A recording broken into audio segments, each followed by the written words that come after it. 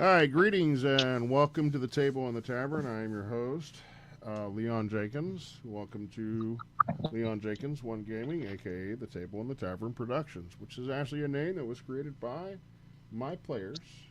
Not, I don't think any of these players,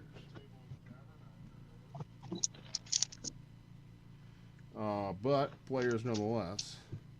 Some of my original players.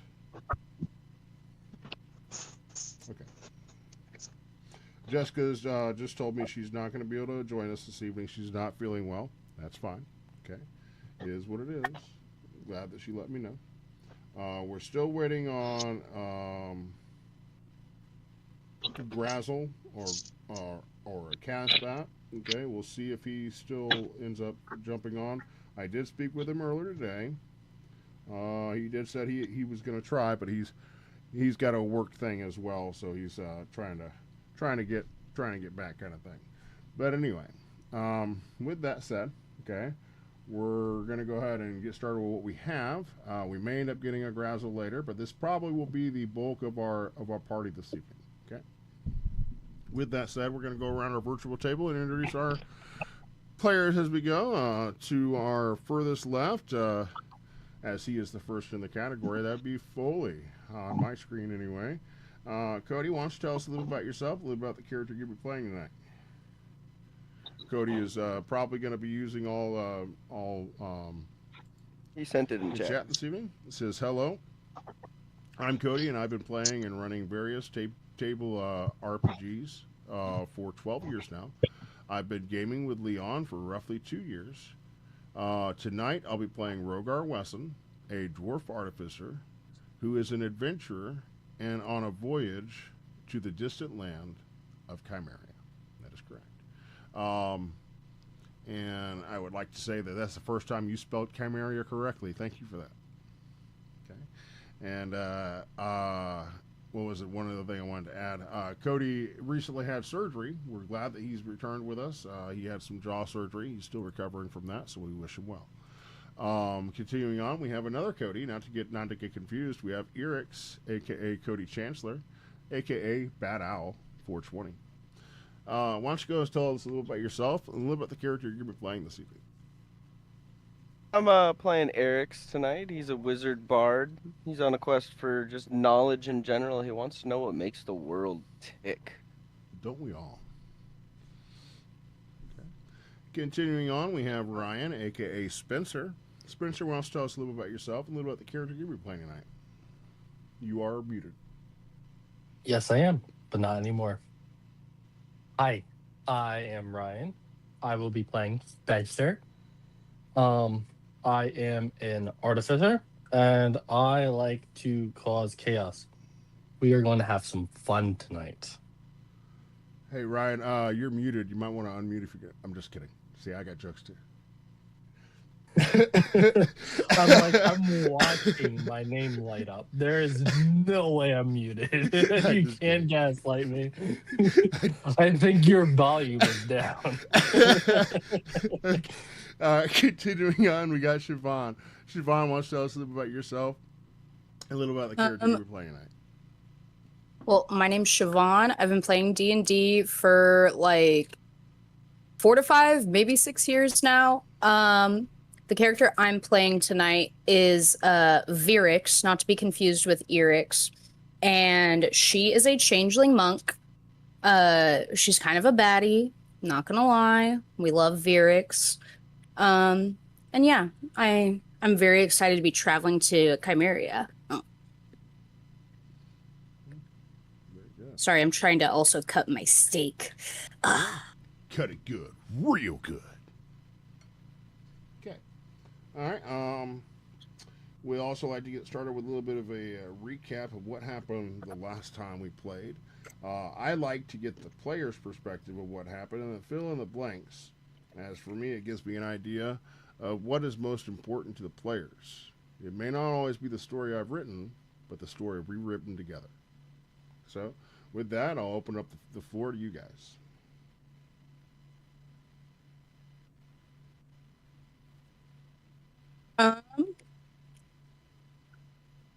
Last session, found out a lot about Zill. That's for sure. And we kind of finalized our plan to go to Chimeria,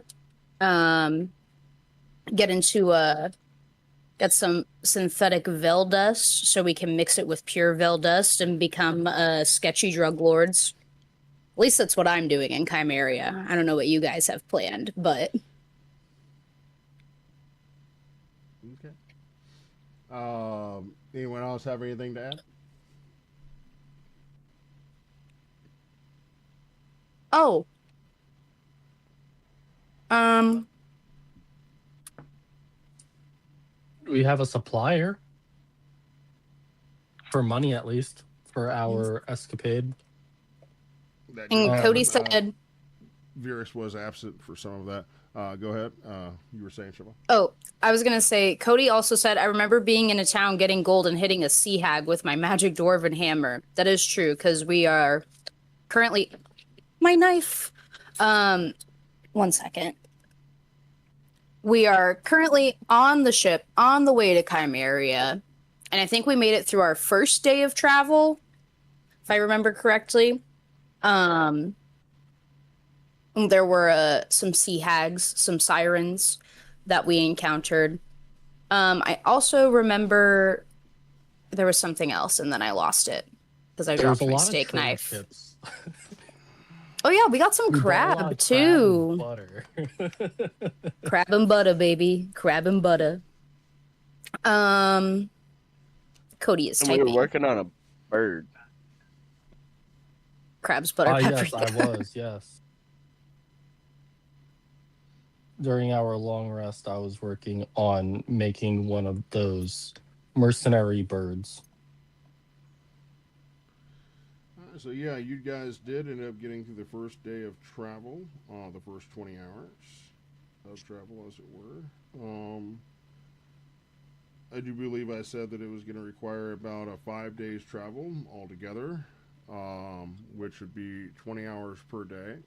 And I also remember Ryan being like, "Why 20?" Well, let me just tell you this: why is a soul not the same as a day?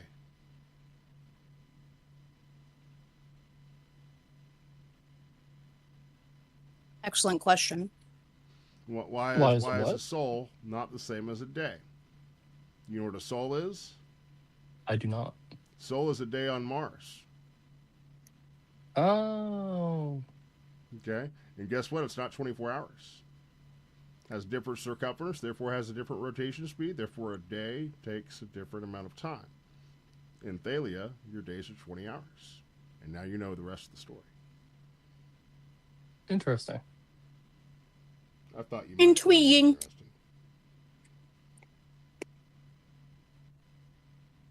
I thought it was because we were chasing the sun. So it was taking longer. Allegedly. Or no, the other way. We were going away from the sun, therefore the day was going quicker because we're transferring from time zone to time zone. It's also an example of because I said so. Yes. Emotional damage. All right. The day is 20 hours because I decided so right now. Nah, I've always done. I immediately regret this decision. Sorry, trying to find something. Here we go. It's steak. You'll like it. You're a cat. All right. Those fish that they gotta like. My cat does not like steak, apparently. How about that? Probably doesn't like tuna either. She's insane. You may want to get that cat checked. It may in fact be a bird that has taken disguise of a cat in order to fit in and get a better idea of what it is to be a cat, therefore Mimic. being better at avoiding cats. But probably not. Just Come here, BB. there's probably a 10% Or it's a mimic. chance or a 2% chance of that actually being possible. But anyway, Cthulhu seems to have affected your sanity, Ryan. Okay, very good. All right, so getting right into it.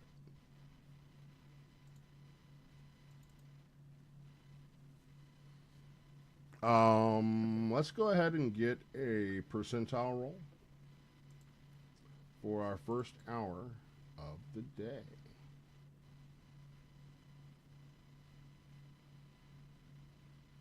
Yeah, I was going to say Cody should roll first.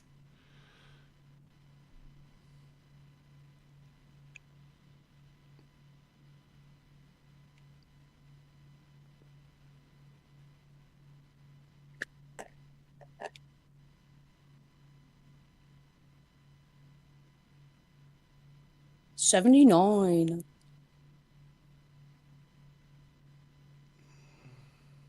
79.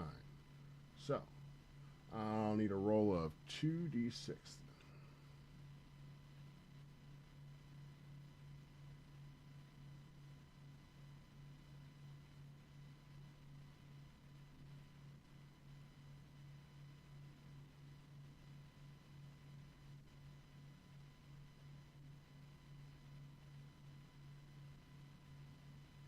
A 4. All right, let's see what she Daddy, chill. Let's Daddy, see what chill. she won, shall we? Oop.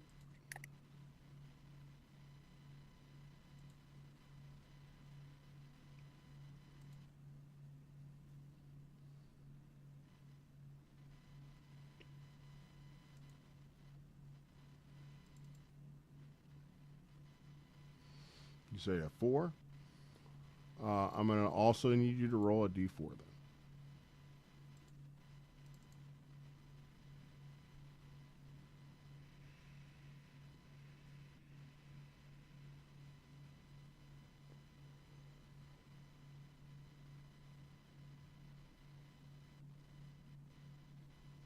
When you get a chance, Siobhan, go ahead and roll a d4, please. Oh, it was Cody rolling. He rolled another 4. I was just Oh. reading for him.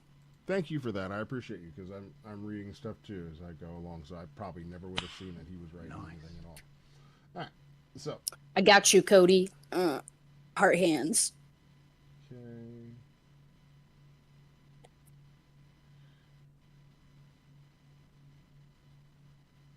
For some reason, I feel like that was Trunks and Gohan just doing fingers.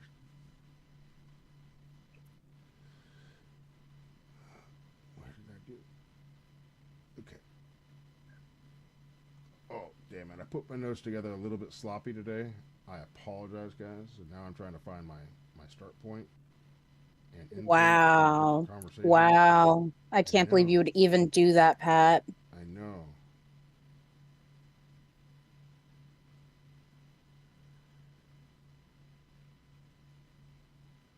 Okay, so that's that. Okay, and so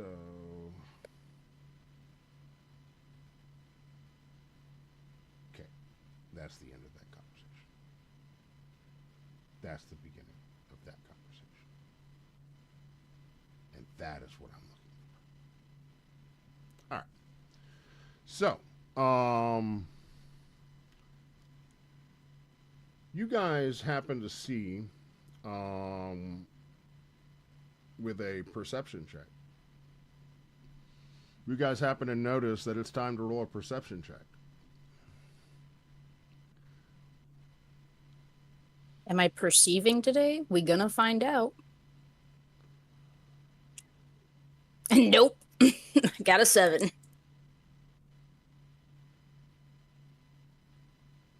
11 for Rogar. I rolled a 10. Okay. And for Eric's, Rogar got an 11. thank you. What about Curdy? What did Curdy get? I'm seeing they're eating a sandwich. Pizza. How close? 24. Well, pizza's just an open-faced sandwich. Tell me I'm wrong. Agree to disagree. Okay. So you guys... Not the way I eat it. Some of you notice, anyone that rolled over 10 or higher, okay, notices that there are some orca off the starboard bow. Okay, that breach, the surface, and you hear some of the crew talking about that being a good omen. They're thankful to see Orca. If Orca are following the ship, then more than likely, it's the whole idea relationship between fishermen and fish of that and creatures of that nature. Does anyone understand the relation? Why it's a good omen? Because if they're following them, then most other predators are going to stay away. Hopefully.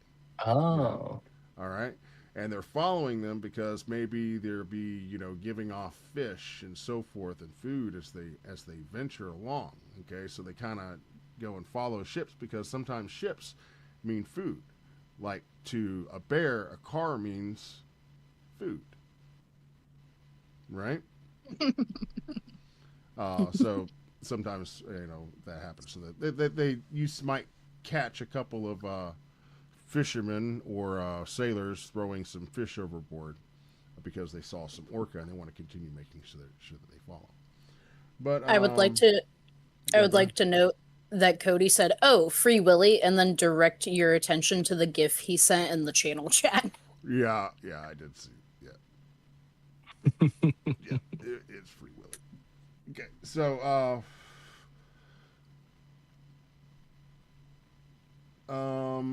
but the evening's mostly quiet, other than waking up, seeing the whales off the starboard bow.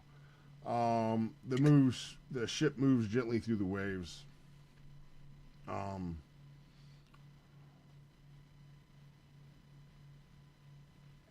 Ryan and Cody, I imagine you guys are somewhere where you guys have use of tools. Yes, always. Somewhere in the belly of the ship. Yes.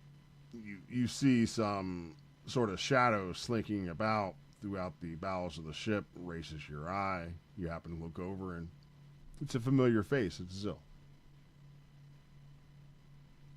He says, "So, how you fellows doing?" I'm doing all right. How are you doing? I'm doing well. Thank you. Thank you for asking. So, it's always kind of awkward. It's still strange to see you alive. Yeah. I'm so used to you being dead in my world. That's kind of what I came to talk to you about. You see, you knew me without me, I knew a version of you. Right, not me, him. Yes. The other one. The other one. I find myself, he says with a bit of a smirk, a bit curious, he says. And he looks up with a bit of a smirk and says, which is a little bit inconvenient for me, you see, because in my experience, curiosity is normally where the problems start to begin. Yes, curiosity killed the cat. In this case, you're the cat. Yeah. And you've already been killed. So, let's not try that one again. How did I die? I mean, you did say, some fight with Valencia and whatever, but like... A curse. A cursed item. Yes. What kind of you are familiar with the axe that was originated from that crypt in that last place we were at, correct? I'm a bit, yes. Yeah.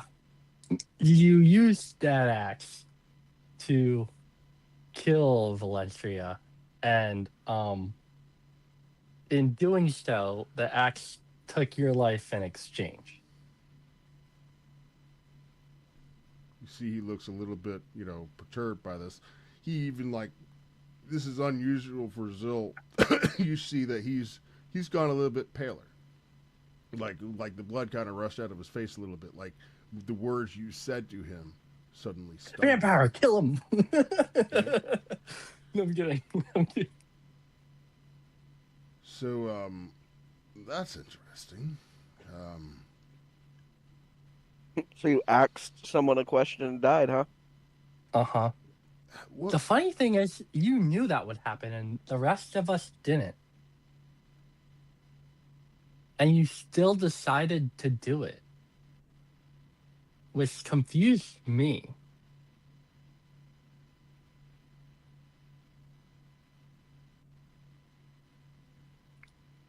The axe was in one of our possessions, and you stole it from us to save us from it, and proceeded to use it to sacrifice yourself for the greater good, which doesn't seem like you, does it? I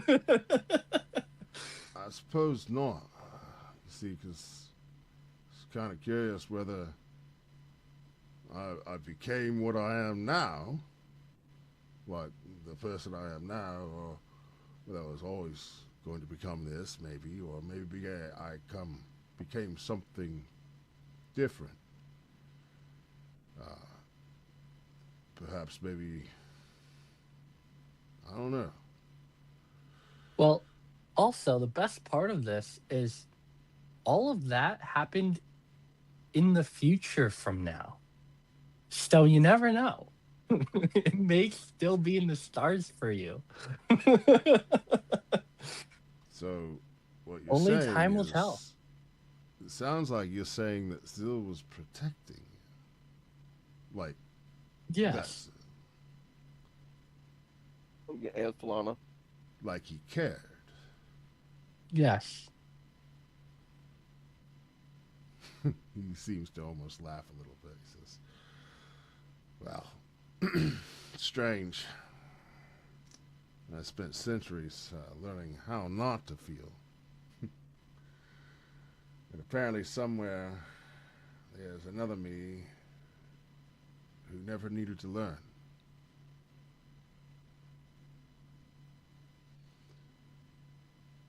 I don't know. He kind of like shakes his head a little bit. He's like, I don't know. I maybe I shouldn't be asking you about like my other me, but I can't help but wonder. He says as he rubs his hand a little bit, Says, forgive me for bothering. What are you working on? No, it truly is fascinating. So in y'all's I don't mind universe, at all. or whatever you would call it, did y'all stare at his cheeks too? Because he's got some cake.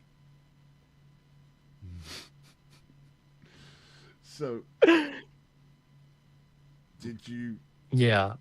trust You him? had a love Did you- interest in my universe too. Did you feel Oh, like really? you Spill it. could trust me? Not at all. I mean, I almost you lost sank my Kool-Aid. fucking ship, and I'm pissed. I'm still pissed.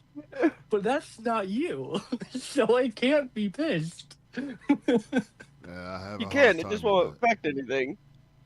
I've always had a hard time with that. Cultivate.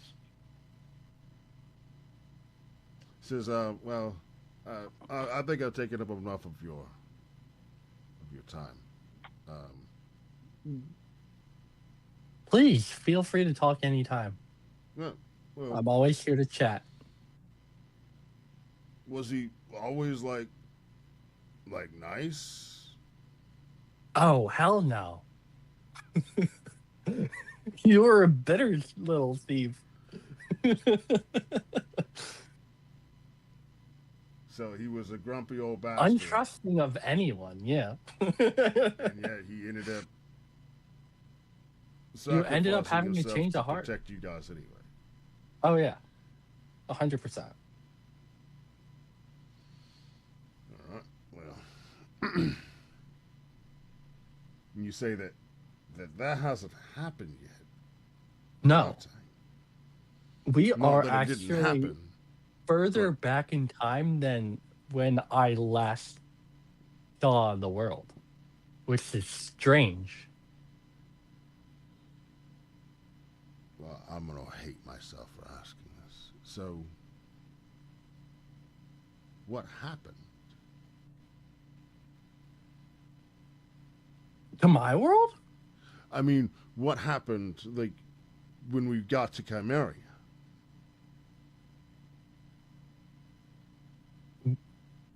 We didn't. We never went there. The events that happened didn't happen here. It's a whole different timeline. He takes a deep breath. He's like, so we changed things. Oh yeah. Maybe I'll There's live a lot after of all, things right? that don't align in this world. So I think you're pretty safe. Yeah, all right. Okay.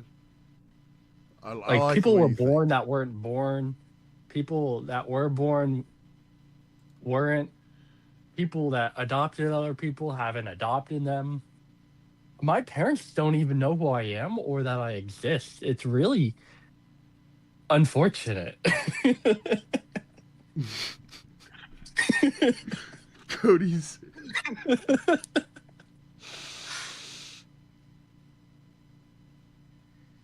Okay. And no, Zill, we did not trust you. Okay. And at your funeral, Zill, my words were, well, he was a scumbag. I still think he was a scumbag. Well, maybe not that much of a scumbag. So what you're saying is, in the end, I was less of a scumbag than when you first met me.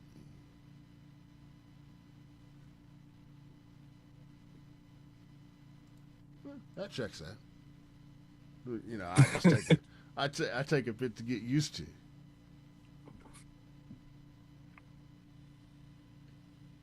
But I assure you, I'm everyone's flavor.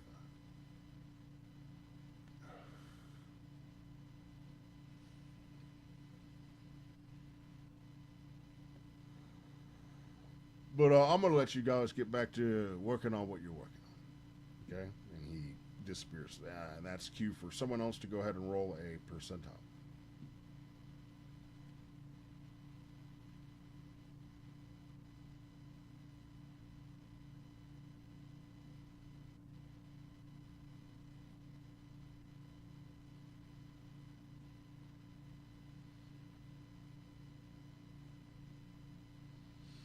All right, anyone want a +1 weapon? I'm so sorry. I did not realize that I had my headset muted. I rolled it and I got a 10 for the percentile. My apologies. That's a no encounter, so you guys continue on with no trouble. Cody asks, "Does anyone would like +1 weapon? Is there a type of weapon, or just I was in about to say. general, any type of weapon that is a +1?" It's any you type can of make? weapon. Okay, so he's offering to make anyone a +1 version of a weapon. We can both do this, so feel free to raise your hand. Their last I party think- was loaded. Oh yeah. I think I I'm have daggers, but I don't have any upgraded daggers. Yeah, I would say do Eric's because I'm pretty set on weapons and weapon upgrades at the moment. Don't you dual wield pistols? Well, I have a regular pistol, and then I have a +2 pistol, and then I also have 2 +1 silver daggers, and I have a weapon of certain death crossbow. You can still upgrade your other pistol to a +1. Yeah, but I would rather that Eric's get the upgrade because I don't think Eric's has as much stuff as I do, or at least as many upgraded weapons as I do. And honestly, most of the time, I just be using my unarmed strikes anyway. Thank you. I believe we can infuse 2 items each per long rest. Sounds about right. So, Erix, what do you desire? Sounds like these guys are getting ready to throw out whatever. Only things I got is 2 daggers. What would you like? Just 2 upgraded daggers. What ranged weapon do you have?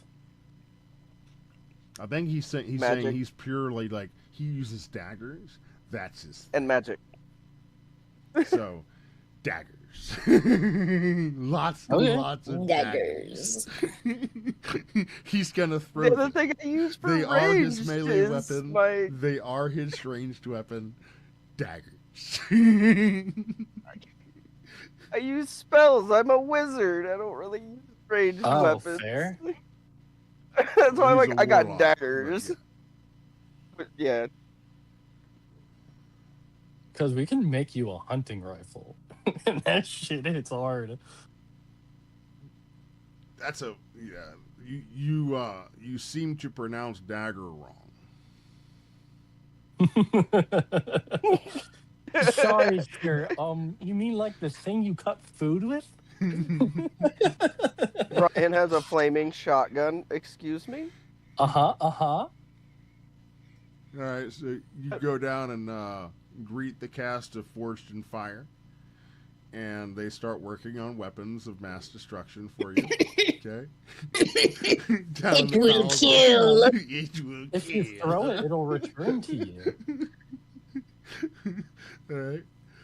Things I didn't think I would hear today, a Forged in Fire reference. Yeah. I What is watch Doug us? Macchiata almost every morning, drinking my coffee. Drink coffee with Doug Macchiata. He's a very inspirational, very insightful, great philosopher. So, with that said, Felix, you make your way down below deck, finding these artificers and so forth. You know, talk with them a little bit about what you do. You know, daggers. I'm like, okay, so what kind of ranged weapon do you use? Daggers. Daggers. Okay. And so you end up, they get to work on making daggers for you and stuff like that, and leaves you making your way throughout the ship. The ship creaks softly as it cuts through the waves. Above the deck, the sounds of sailors working, ropes tightening, and the distant calls of the crew echo throughout the wooden hull. But below, it's quiet. The cargo hold smells of smalt, oil, old wood, and iron. Crates are stacked along the walls, tied down for the voyage, of course. And between them, in the dim lantern light, sits a prisoner.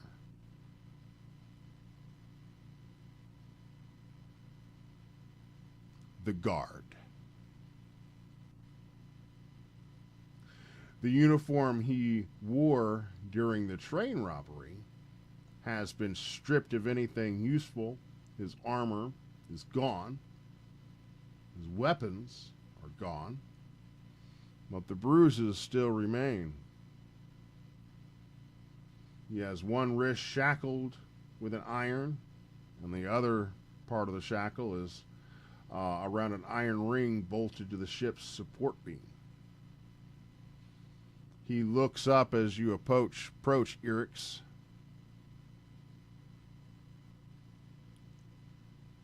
For a moment, he just looks up at you without saying a word, and then he speaks suddenly. He says, "So, how long has it been?"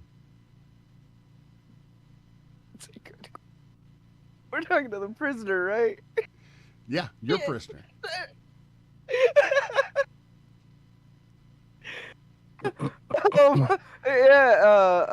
A few days? Question mark? Above table? How long has it been since we, A day, I think. Maybe 2. He says, hard to tell down here. He looks towards the stairs. Your ship is faster than I expected.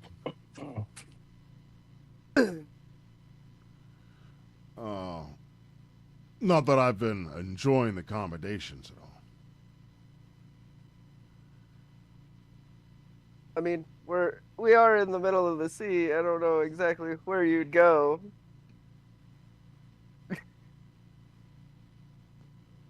I was planning on letting you loose once we got to Chimeria. At least there's civilization. So, why am I alive? I mean, why am I still alive? Why haven't you killed me yet? Because I was told not to kill anyone, and then, yeah, we kind of You just were along for the ride. We do apologize.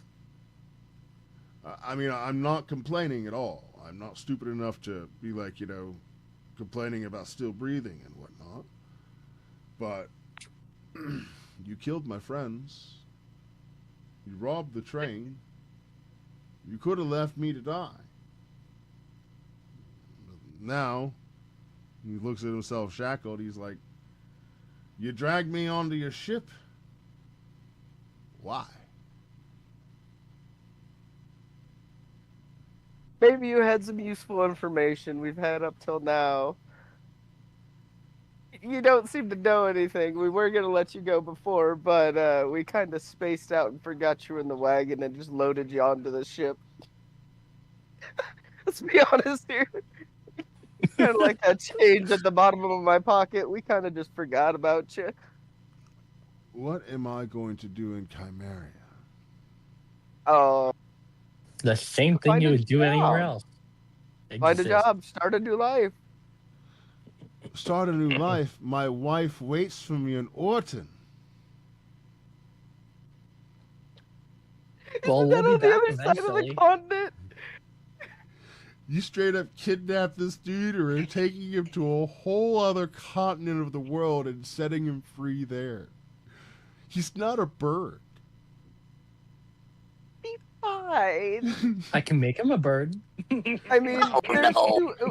I'll give him two options. He can either work for us or leave to when we get to Chimeria. Once we get We'll back be to where back- you live, we'll be we'll back eventually be over eventually. there. I don't know when. We'll But when we probably get be there, back in a few Relieved of weeks. service.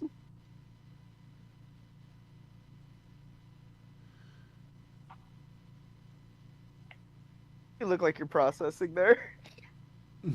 He says, well, my name is Quarter Vein. Or sorry, I'll write sorry, that down. sorry, no. Claudius Vein. I apologize. I don't know why. Claudius Vein. Order. Thinking about other things. He says his name is Sergeant Quarter, but you probably already know that from my identification that you guys pulled off my body. We did. When you searched my things. I don't remember you Did we? guys ever asking me anything. I remember No, me we kind of asking just you fed guys and watered things. you.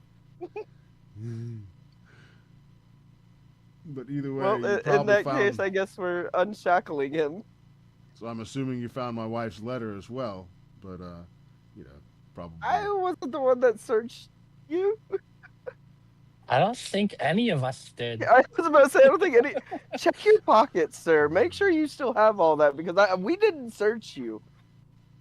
If you don't have it now, I think you must have dropped it, which is unfortunate. Do we frantically see him searching his pockets once I unshackle him? So you see, Zill kind of sleek out of the darkness. I can hear the conversations like. Of course, it was him.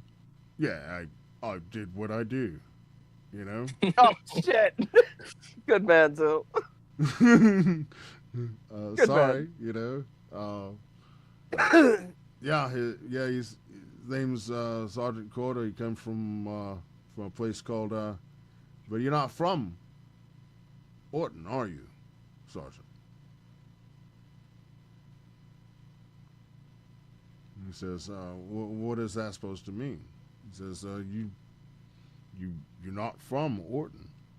Where are you from?"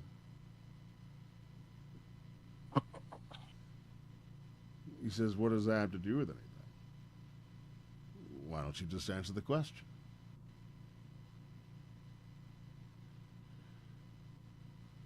He says, "Well, I'm originally from Veritha." He says, "I thought I smelled that on you."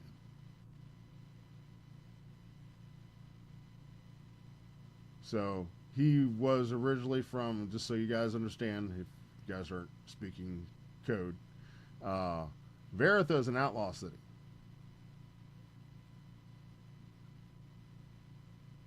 Okay, So he originally presumably he is the was at one point in time himself an outlaw, or was the product of an outlaw interaction.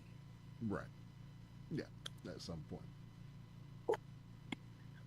He Zill, throws him a satchel. And, it has his belongings, all the stuff. He says, I may have rummaged through it, but I didn't take anything.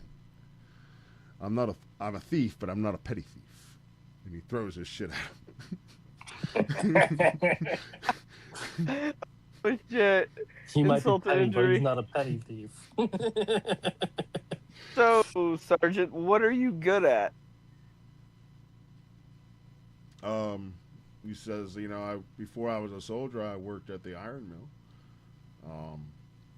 I'm good a laborer as the next guy, but I'm also equally as good as at pulling a trigger. That's the reason why I was there. I'm a sergeant at arms,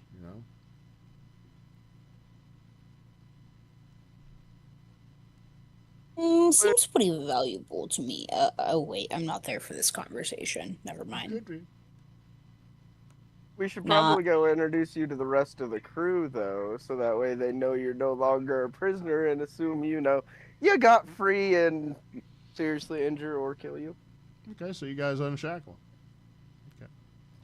him. Okay. He jumps overboard. He rubs his arms, thankful to be free. He takes his belongings. Catches a ride and on a whatnot. dolphin.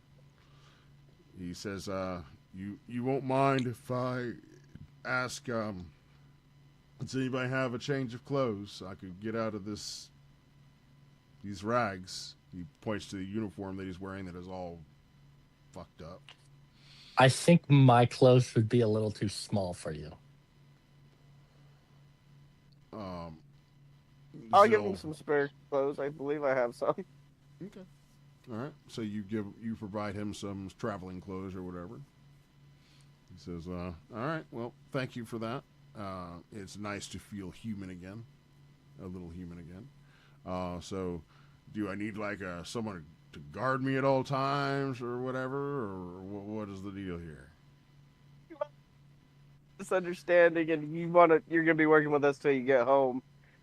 I mean, if you leave, you leave. If you don't, you don't. So no guard. Just we'll find you somewhere that you fit in for work. And I think we're a probably little by far morning. out for you to jump overboard and swim, so I think you're stuck here for a little bit. Zill says, "There's not very far you can go without someone seeing you. Trust me. I'm a thief. I know. Someone's always going to be keeping an eye on you, one way or another, whether you know it or not." He almost says it as a threat, as he kind of walks off, kind of letting them know you're always going to be watched. You can't go anywhere in this ship without someone watching you. That someone's him. 100%.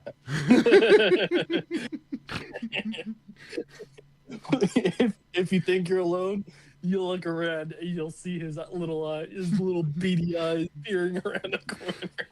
You probably just see his booty sticking out from behind a beam. Cake bidet. You're walking down a dark corridor by yourself at night, and then you just hear the clap, clap, clap, clap of Zill's ass. For a thief, your ass is really thick and really gives you away.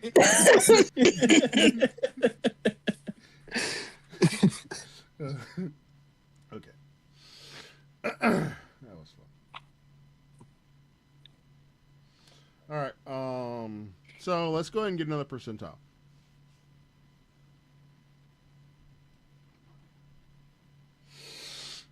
Oh, and for just in general, I do have the ability to make gloves of thievery or thieving or whatever they're called, which gives a +5 to sleight of hand checks. I feel like that would be more this party's alley.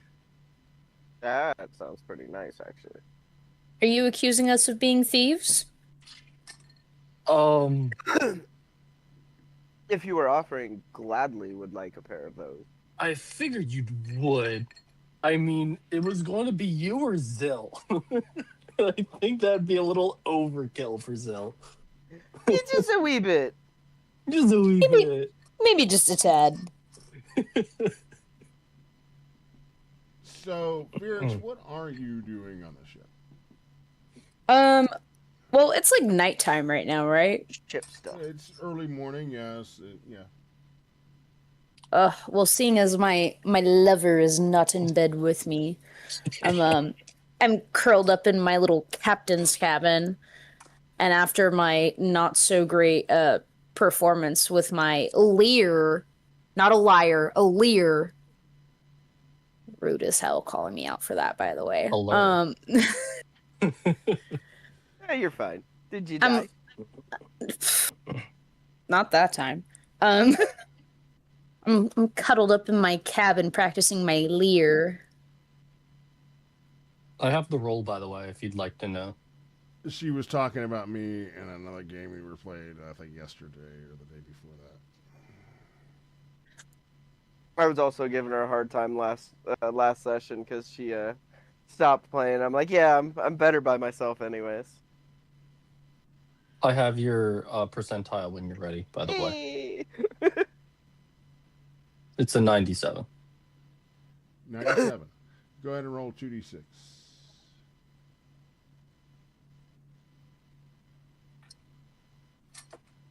Those are a little easier to find because they're just cubes. I swear to God, if it's a A crack, 2 and I a quit. 2 for a 4.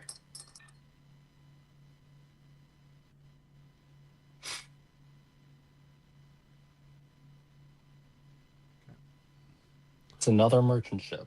You say, what was the total? Total is 4.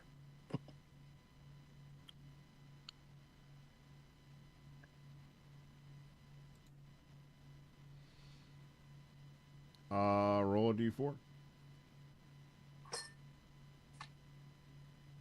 3. You see 3 Do I? whales. Do I see? Yeah, well, you guys still see the same whales that have been following you. The 3 orcas. Well, 3 of them now. That's I mean, if we run out of food, they're following us. Yeah, that's true. Did not like that, first off. I was like, wait a second. Are you what? about to become a Are you whaler? suggesting eating Willie? It was like the 5 stages of grief that I watched Pat's face go through when I made that comment. I don't know if anybody else saw it. You know, I was going to suggest that the first time that we mentioned whale, and I'm like, you know what? He seems a little too attached to his whale. Let me stop. Make the comment if they're following us. If we run out of rations, there's always blubber nuggets. I hear they're chewy. Or So a shipwreck in the middle of the ocean. The ship is not like huge. It's not like a man of war. It's more like a schooner. So I'm assuming that maybe Virix, your room is shared with Shotzee. Maybe you guys have a bunk together. Captain's A quarters. privacy curtain. Yeah, maybe. Yeah. Just one of those little wooden walls. Shotzee be hearing some weird noises at night. I feel bad for her. What's that I thing? mean, you don't have to. I'm more or less asking. You could totally have your own private quarters if that's. No, I feel like it's funnier if Shotzee and I are sharing the captain's quarters, and Zill just comes in and out as he pleases. Like he shows up and Virix is like, "Oh, privacy curtain." All right, so without Zill in the room, say you notice someone kind of. Go ahead and roll me a perception. Can't blame it on Zill's cheeks if I fuck it up. You were thinking about his cheeks if you fuck it up. I rolled a 12. It's pretty okay. You were halfway thinking about cake. As I was playing my almost later, I was writing an ode to Zill's cheeks. Sending a letter to his cheeks. All right, so Come hither. you hear some kind of rustling. Makes you think that Shotzee is here. As you kind of look over, and you see someone next to her bunk, but it's not Shotzee. It's a member of the crew. Swear to God, if it's Morui, I'm gonna beat his ass. It's not Like to investigate further in my little nightgown with my candle. Morui. Okay. You come upon them, and they're a little bit startled. They take something that that they were putting under the pillow, and then they hold it behind their back, like, "Oh, sorry, Captain." Do I recognize the crew member? Is this somebody that I've already had a direct interaction with? This is someone that came off the island. Is it Morui? No, it is one of the members that were a part of Mori's tribe. Yes, but it is not Morui himself. No. Okay, so Virix, candle, one hand, nightgown. My buddy, I can't let you in my lap right now. Wait, may I ask, is it a body pillow? Waifu anime Sub-Zero. body pillow. Sub-Zero. No, of Morui. Okay, you're coming in my lap. I have a visitor. I have my candle in one hand, and with my other hand, Virix is just gonna go. Oh, She's just gonna do the give it to me motion. He kind of like, okay, and he holds up a folded piece of paper in an envelope. Love note. Okay, it seems a little bit tattered. He hands you an envelope with a folded letter in it. The letter is open. I'm gonna take it, and I'm gonna tell him you are dismissed. All right. And I'm gonna follow him to like the cabin door, and I'm gonna shut it and lock it behind him, just to be sure he's not gonna try to come back. Okay. Yep. Very good.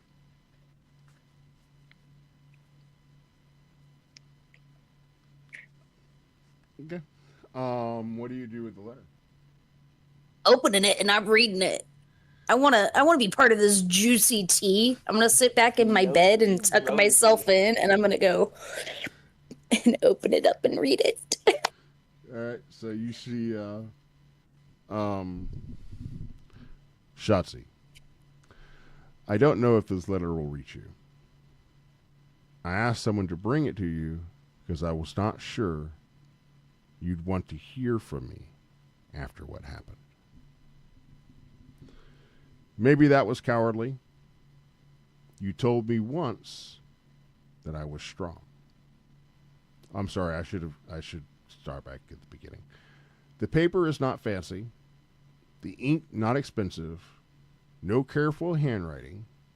It looks like it was written and then rewritten and then folded 7 times before finally deciding that it was folded correctly. The writing is surprisingly neat for someone who clearly does not write very often. Okay? So I do not know if this letter will reach you. I asked someone to bring it to you because I was not sure that you'd want to hear from me after what happened. Maybe that was cowardly. You told me once that I was strong. I think I misunderstood what you meant. I thought being strong meant being able to lift heavy things, to fight, and to endure pain. I thought that if I was strong enough, I could stand beside people like you. But I was wrong. The world is much bigger than I ever knew. When I left my island, I thought I understood the world. I thought there were just people who lived there, people who lived somewhere else, and the ocean was simply between them. But I was wrong. There are kingdoms, cities that can touch the sky, magic I cannot explain, people who have spent their entire lives fighting battles I never knew existed. When I heard about the train, I thought the stories were lies. A machine that moves without horses. Impossible. And then I saw it. I realized something. I was not ready for this world. When you and your friends left, I thought I needed to follow. I thought I was protecting you. I thought I was proving myself. But I see now, I was only proving that I did not understand. You were right. I should have stayed with the ship. I should have listened. But I want to thank you. Not because you saved me, because you showed me something I needed to see. You showed me that strength is not just what you can do. It is knowing what you cannot do yet. I do not know where I belong in this world. Not yet, but I will. I will learn. I will see more. I will become someone who can stand beside you, not behind you, not someone you need to protect. The next time we meet, I hope you see a different man. Not the boy that chased after a story he did not understand, and not a sailor trying to prove he belongs, but someone who has earned his place, someone who can stand beside you as your equal. Until then, be safe, and please try not to get yourself killed. I would very much like to see you again. Morui.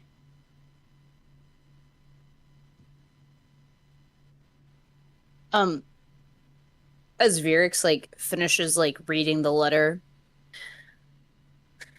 she says out loud to herself, she goes, ugh, that dumb poor bastard. And I'm as carefully as possible. Ow, Bubby. Excuse me, sir. Hang on. Actually, Obviously not careful enough. Quick pause for dog cam. Bubby, come here. Quick pause for dog cam. As I finish reading the letter and I go, ugh, Morui, you poor dumb bastard. I'm gonna very carefully refold the letter along the creases that were already there to how he thought it was perfectly folded. I'm gonna put it back in its envelope and reshut it out. That's my headphone cord. And I'll set it under Shotzee's pillow for her. Nice. Okay. All right. Ow. So, let's go ahead and get another percentile. Keep this boat moving along. That's cuter. Well, considering that one just stepped all over my boob, I would tend to agree. She doesn't step on me. She does cuddle stuff. Who would like to roll a percentile? I'll do it. Where'd my phone go?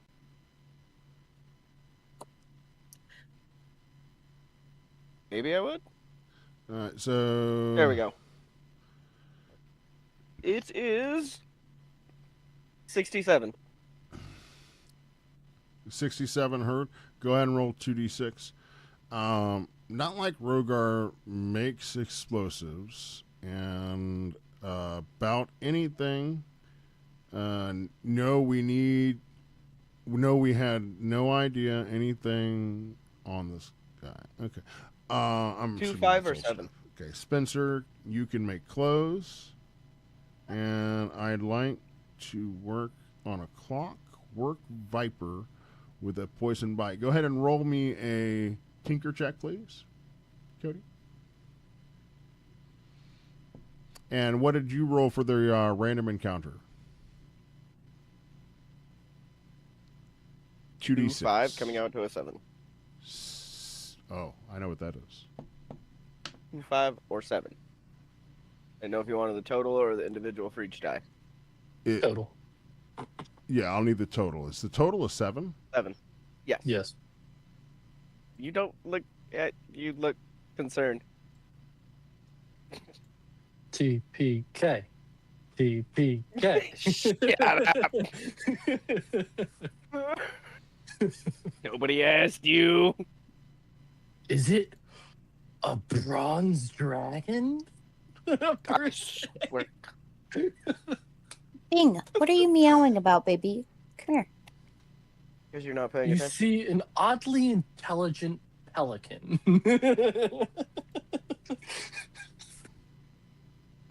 Okay. Oh, boy. Yeah. Yeah, you're right.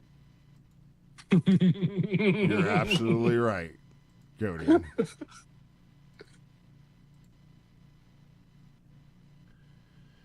Okay, so the sea has been calm for most of the day.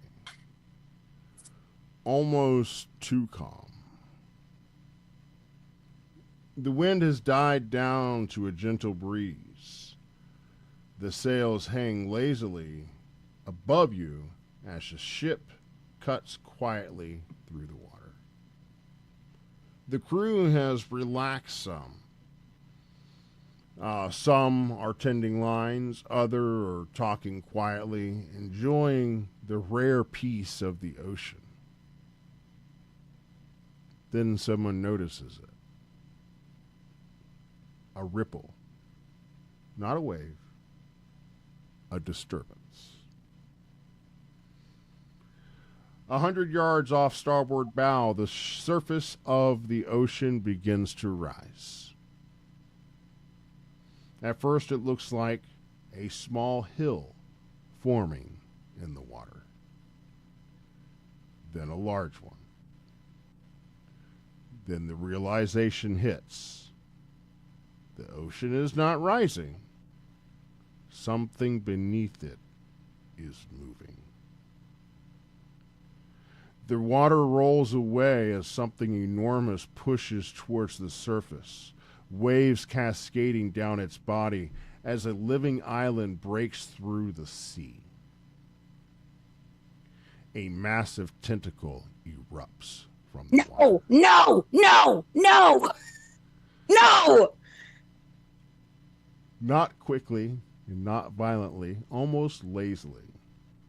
Like the creature beneath the waves is not attacking, simply standing up. The tentacle rises higher than the ship's mast. Slick black skin glistening in the sunlight, covered in strange markings and scars that look less like natural patterns and more like ancient wounds. Then another tentacle. Cody.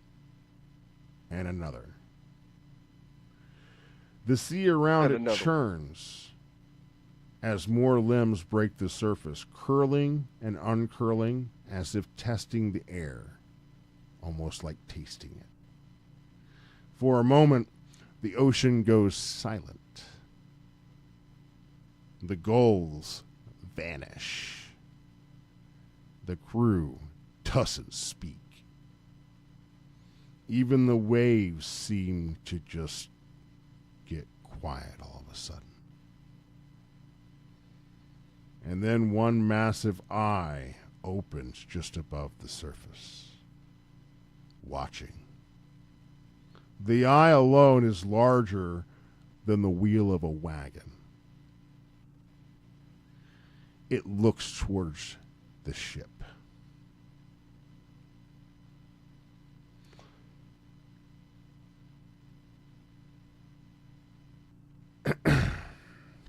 But not like a beast searching for food. Like something intelligent has noticed, a tinier creature has entered its territory. The crew begins to panic. Someone says it. Kraken. Then another sailor, barely audibly. That's not a story. I heard they were just stories. The creature rises slightly higher, revealing a glimpse of its head beneath the waves, ancient and scarred, and impossibly large. The water around it begins to spiral. The ship rocks gently. What would you guys like to do? A magic man. You don't happen to know how to cast the water walk, do you? Yes, what? I'm assuming Water you're talking walk? to me. No. Yeah. No? Great. So we can't cheese this. Let's get the fuck out. Okay. You guys can do that. Okay. So GTFO. what we can do, okay, is we can try to increase the ship's speed. Okay. So right now it's about 100 yards out. Football field's length away from you, which isn't very far. Okay. Not very far. You guys can try to increase the ship's speed. Okay. We're going to be rolling not with any rolls that you guys possess. Now, when these skill sets you possess, we're going to be rolling with the skill sets of the crew and the ship. So, would someone like to roll a plus 10? Can the two of us add Flash of Genius? Because that's basically just thinking of solutions under pressure. Okay. And Bardic Inspiration from me. Yeah, you can. Okay, that's fine. We can utilize those things if we need to in order to try to assist the crew with achieving their goal. Okay, certainly. Great. So first we need to focus on getting a roll first. This is going to be a plus 10 for your roll, and this is try to increase the speed. What you're going to need to do that is a DC 20. Okay. Ooh. So you now need to roll a 10 or higher on the die. May I roll? You may roll. Or okay, great. Okay. Aha! 10. So hear me out. Hear me out. Let me explain how everything works. Okay. All right. So if you do succeed in rolling a 20 or higher, you will receive a D4. If you roll a 25 or higher, you will receive 2d4. If you roll a 30 or higher than that, you're not going to get beyond that because it's a plus 10. Okay, that's a natural 20. Okay, then you get 3d4. Okay, all right, and this is the amount of hours you guys are able to increase the speed of the ship for. Okay, go ahead and roll a d20. So I rolled a d20. I got a 10. Now I know that I, with my Flash of Genius, give a plus 5. I think Rogar gives a plus 4. And with any bonus from the, Bardic Inspiration, would bring it up to a 30 or higher. Well, let's see. So Flash of Genius is a plus 5, right? Flash of Genius is your intelligence bonus. Okay. So it adds a plus 5. Is that correct? Yeah, for me. Okay, so that makes it a 25. Uh-huh. Okay. So are we using... Cody has a plus 3 for Flash of Genius. Okay. So yeah. Are you rolling a Bardic Inspiration? Yeah, it's plus a D6. There's no fair. You just have to roll 2 or higher.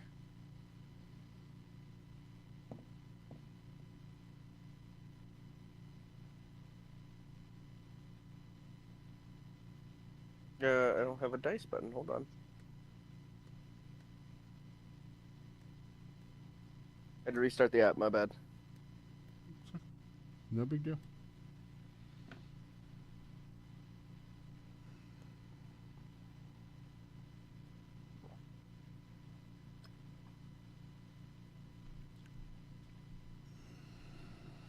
It is a 3.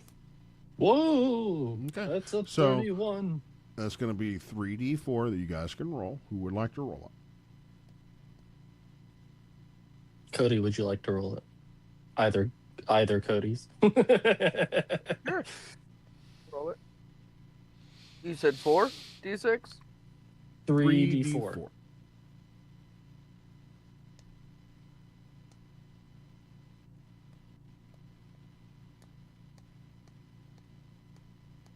On 1, 4, or a 6. Huh? Total 6. Thank you.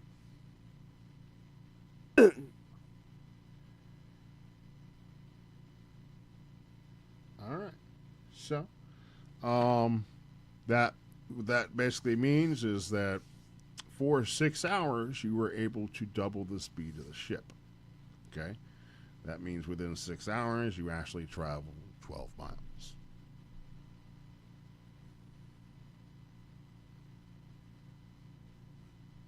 Okay. All right. We're moving at a staggering 2 miles per hour.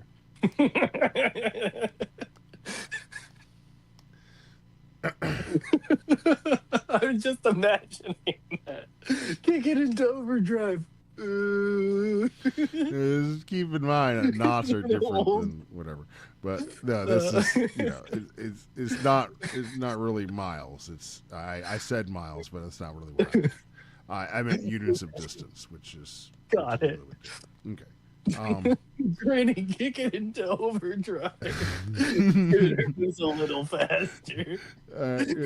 Keep it in mind, this is a ship. It's not a cigarette boat, Anyway, Are we a rowboat? and knots are different than miles per hour. No, I know. Are you a rowboat? No, you are not a rowboat. Doesn't mean you don't have oars. But no, you were not a rowboat. Okay. But anyway, I see something from Cody there.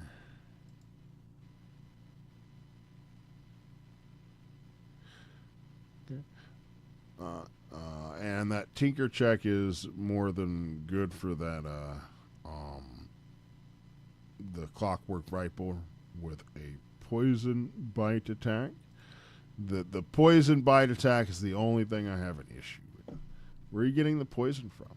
How are you providing it? Is there a component that you're utilizing for that?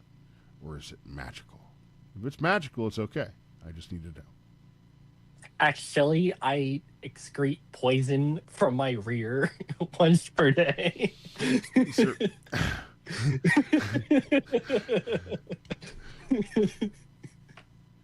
It's more of a disease attack. What did you just hold the what? Technically, he's not wrong. The Vietnamese did do that. Kobolds are known to do that. That is a thing. Are you trying to make me horny? When did that become a button? I'm upset. Yeah, Cody's got special things. Yeah. Computer, make that guy's taint itchy. Make thine. Oh my god, bro. Oh, hell no, man. What the fuck? That's great. Okay. So, with that, you guys move along throughout the ocean blue, traveling a good distance, covering a long distance with a short amount of time. Okay. Cutting your venture in, a little bit shorter, perhaps. So with that said, let's go ahead and roll another percentile. No. Oh, not Come on, me. would you like I to don't do want this? to. I'm scared. I think it's Cody's turn to roll percentile. Yep, it is. He's rolling. Give him a sec. Okay, and you're going to use poison with your alchemist kit. That's fine. Very good. 96. 96. Go ahead and roll 2d6. It's a 7. It followed us.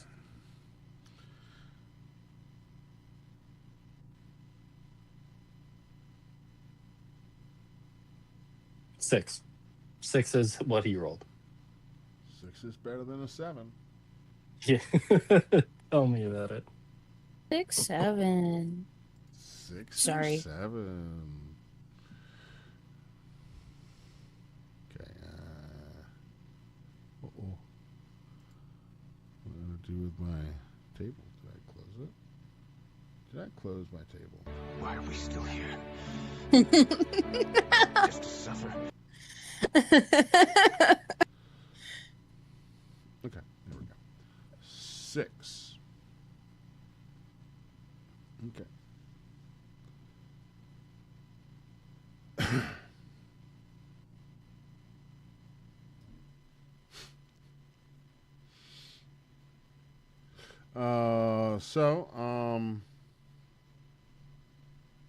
Go ahead and roll some perception check.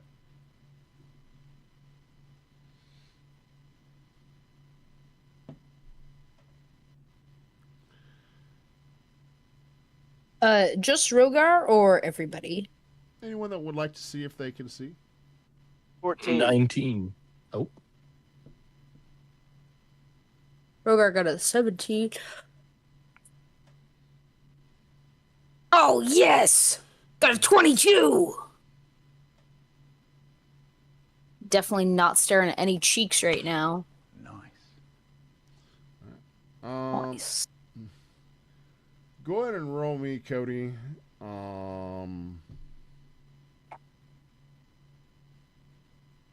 Just roll Which me one? on the percentile.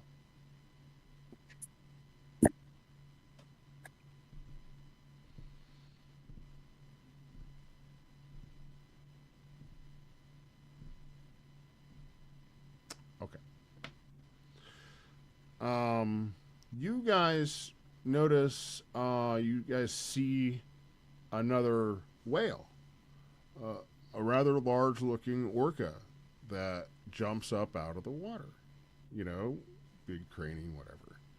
But you guys happen to notice that the underbelly of this orca is a little bit different. It just looks a little bit, I don't know, extra shiny. It's pregnant. Almost metallic. Almost bronze.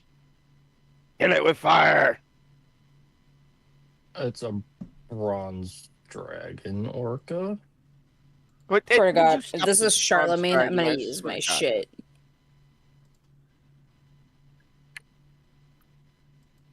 Can we both roll Arcana? Yeah, you can roll an Arcana if you'd like.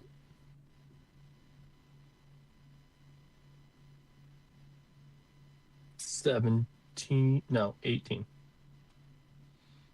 Okay. Now you don't believe that this is like, you know, some. Now you don't necessarily believe that this is a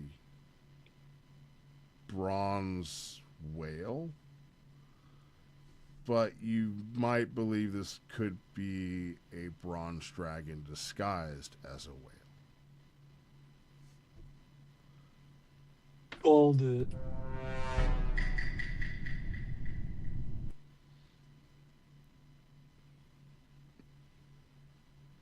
So we kill it with fire.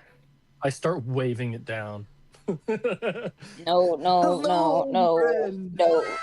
call it by its name. I forget what its name was, but I call it by its name. That is correct, Cody. the bronze dragon was not Charlemagne, but was Charlemagne's sibling. That is correct. It was also the bronze pelican. Mm-hmm. It appeared as many different creatures so far, and the different things that you guys have run across. I think I've had you guys pull checks on that as well, so you guys are aware that that is kind of the bronze dragon's MO, that they take the form of animals and keep track of people, keep an eye on people. So this might give you guys the feeling that, hey, you know, they're still keeping an eye on us. You know what I mean? One way or another. Jesus. What was that? That was the pufferfish. It looked like a pufferfish. How far away is this dragon thing, whale? Is it further than 120 feet? Allegedly. I was just about to say that. Allegedly further than 120? Yes. Damn. All right. Allegedly. It's round about that. It's round about that. About Would I be able 120, to 130 feet. upcast message to send it further? If you want to send a message to it, that's fine. Yeah. Awesome. I would like to say, I see you, my dragon brother, and you know, kind of see the whale, you know, whatever. It just kind of lifts its tail and kind of like waves, whatever, and then. You know, hell yeah. does this free willy thing over the boat as it swims away. Okay. Perfect. But with that, you guys want to roll another percentile for an encounter? My turn.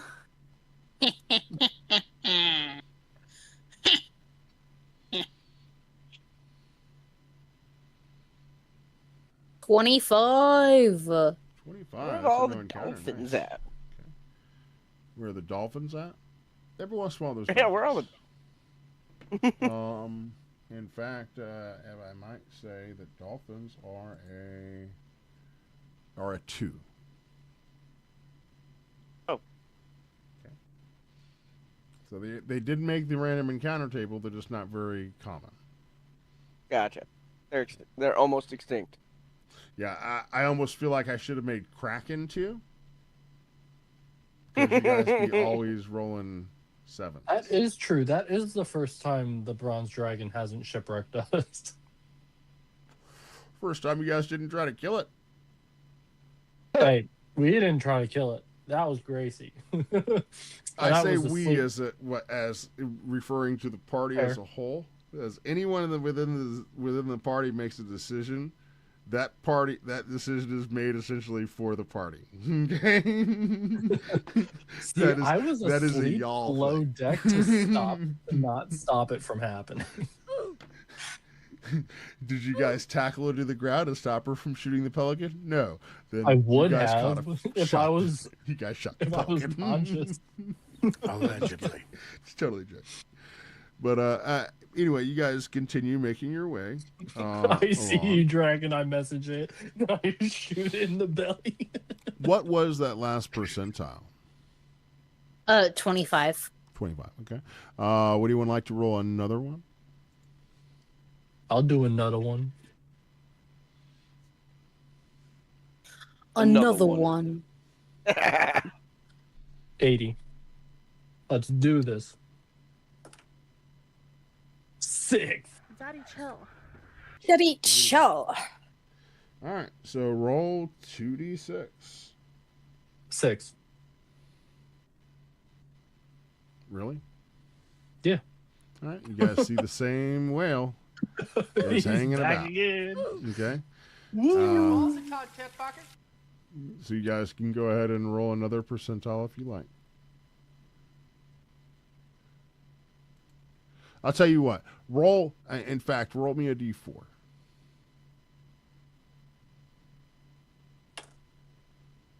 4.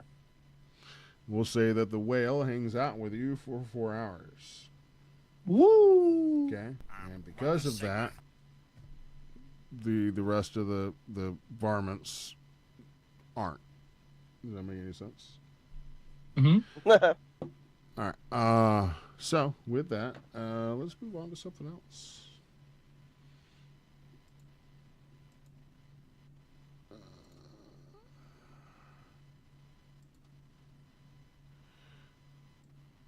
That's not supposed to be over there. Do what you guys see in my notes. Yes. Secret I guess notes. technically, but doesn't really matter. So the ship continues to move, steadily through the waves as you guys venture along with this bronze orca by your side. The crew have gotten used to Zill being around, mostly. He they see that he comes about here and there and does whatever, and he kind of asks everyone for a moment of their time, you guys and the crew, like everyone, if you guys don't mind, I'd like to have a moment to talk to you guys. So Zill's calling a team meeting. Tea? Okay. I'm looking immediately to see if we're missing any powder barrels. Black powder barrels.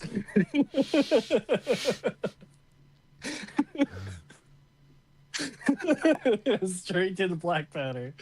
No hesitation.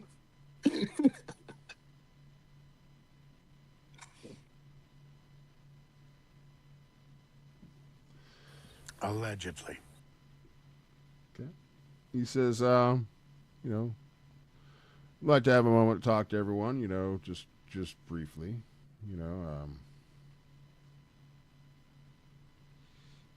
I noticed, people keeping an eye on me, and rightfully so. I'm a person to always keep an eye on. He refers to a couple of members of the crew. He says, I am, of course, an elf that appears out of nowhere. He looks around, kind of specifically at a few of you, at a knowing look. I have a history that nobody seems to really know. And I have a tendency to solve problems in ways most people find, how you say, unpleasant. They crafty. I have been called many things, he says. He looks over the rail of the ship into the ocean. Assassin, monster, ghost. He gives a slight Big booty daddy. Big booty daddy. Most of them were accurate. That probably makes it a little bit worse. But I thought I should clarify something. I'm not here to harm any of you. One of the sailor pipes up. That's exactly what someone who is going to harm us would say.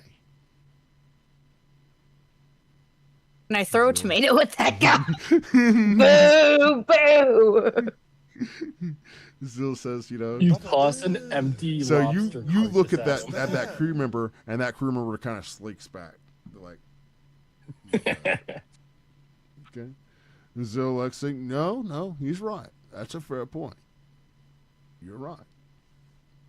And that is unfortunately true. That's why communication is so difficult in my line of work. So yeah, I spent a very long time learning to do things that needed doing without prying eyes seeing. So yeah, some of the things I do may be wrong. Some of them were very necessary, though.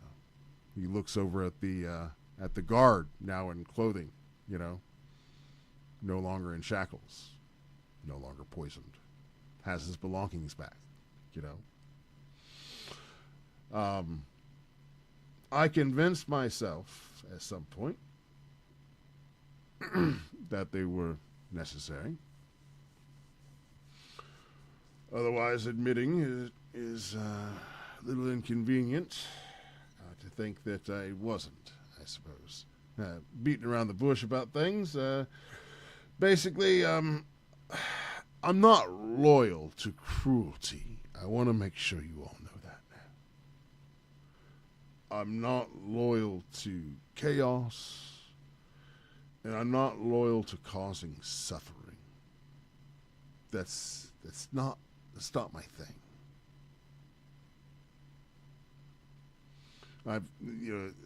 I know this might come as strange query, but there are some people amongst your crew that happen to know a different me. But I've even found from them that it wasn't all bad either.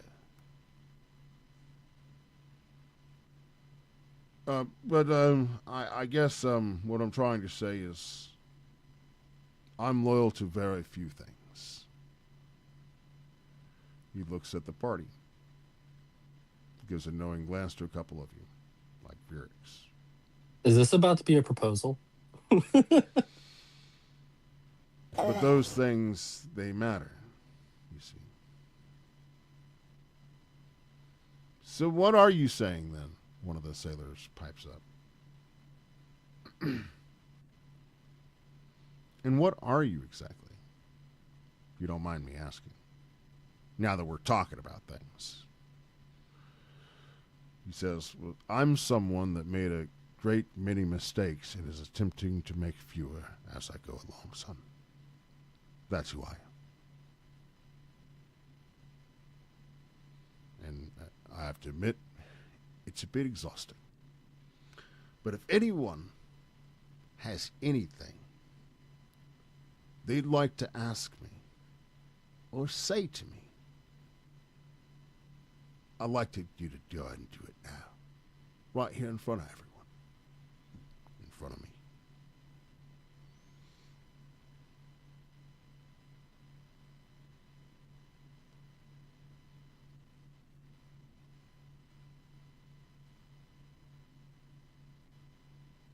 Right then. Glad we had this chat. And he kind of saunters off.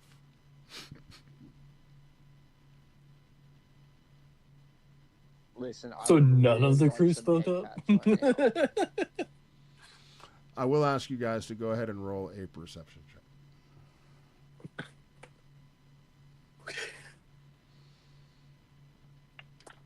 Ooh, got a 21.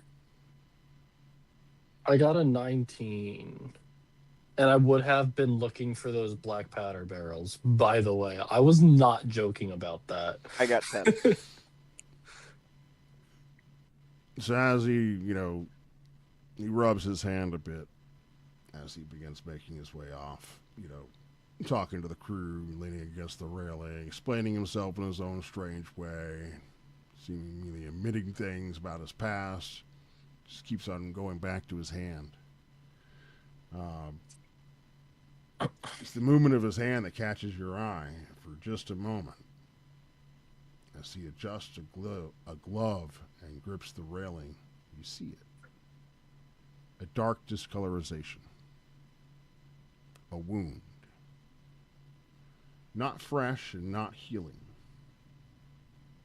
A scar-like mark spreading across the palm of his hand up to his fingers. The same unnatural black veins, and the same corruption. The same mark that covered Quarter's hand before he left. Is this from the fucking axe? It's from the fucking axe. He notices a couple of you look down at his hand. He kind of, covers it up. Looks. I walk up to him and I slap him in the back of the head. What the fuck is wrong with you? Take this. What? Look. I see what you've done. I see your fucking hand. I know what that is. Why are you looking to kill yourself again? Why are you going down this path again? I've lost you once already.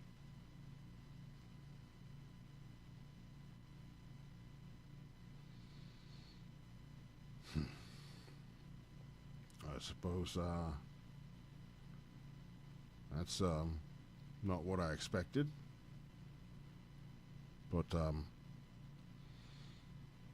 look, what I did was for Quarter's good well-being. You saw him. He got worse every day. It was killing him. What? Now it's killing you. Look, that lad earned a break. He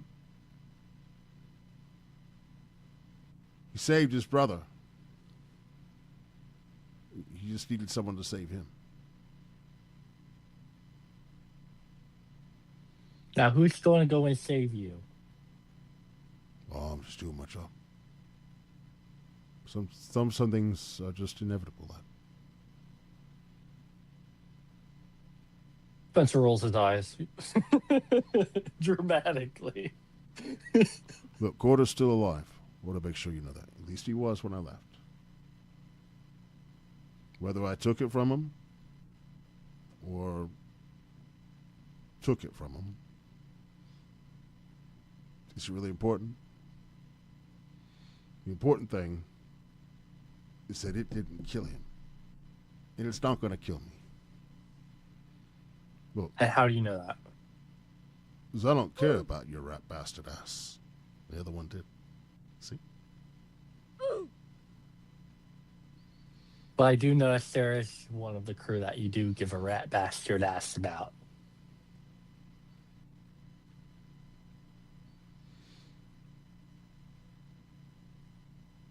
And that's exactly the reason why the other one of you died. We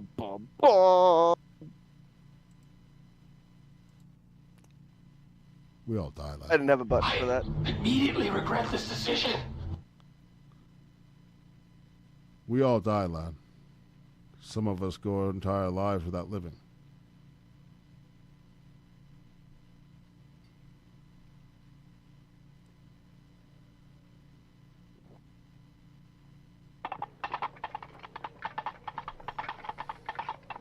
Well, all I can say is if you truly love someone, you're not going to kill yourself to quote unquote save them.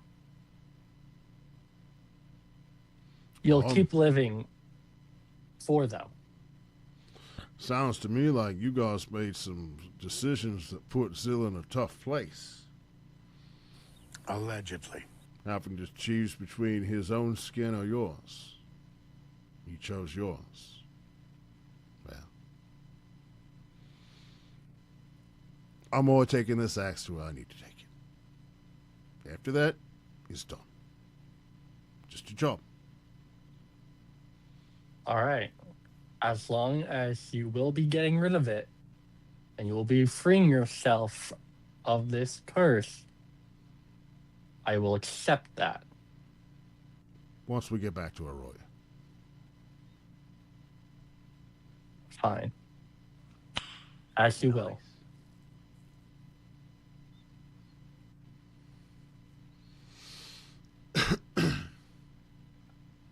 Look, kid. He puts a hand on your shoulder.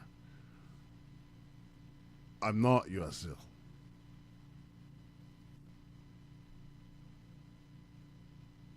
Okay? You really seem to be following in his footsteps, is all I'm saying.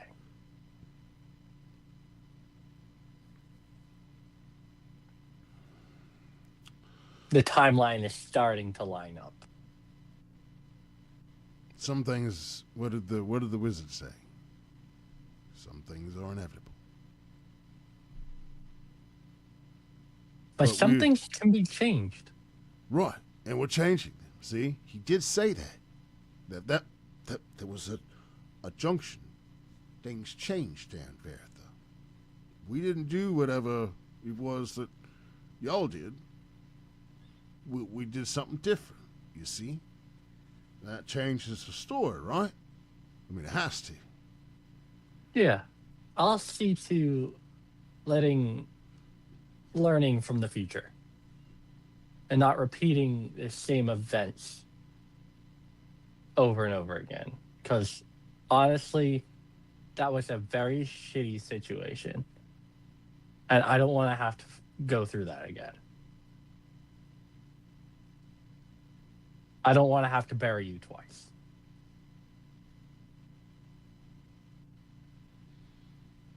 All right, lad. Promise. You won't have to bear me. Take on it.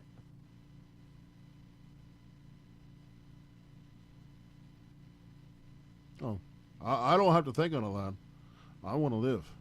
I've got more to live for now than I've ever had before. No. Wait, what was that? Not the Stephen Hawking voice. Stop! Just two bros. Still in a hot tub, 6 feet apart. I just want to interject really quick. At the beginning of this conversation that Spencer and Zill were having after Virix saw the veins too, she got like pissed off and she like left. She went to her cabin, so she's not hearing any of this.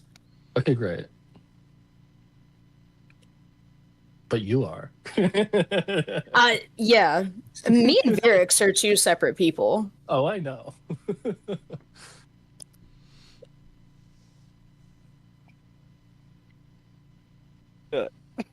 But she is mad.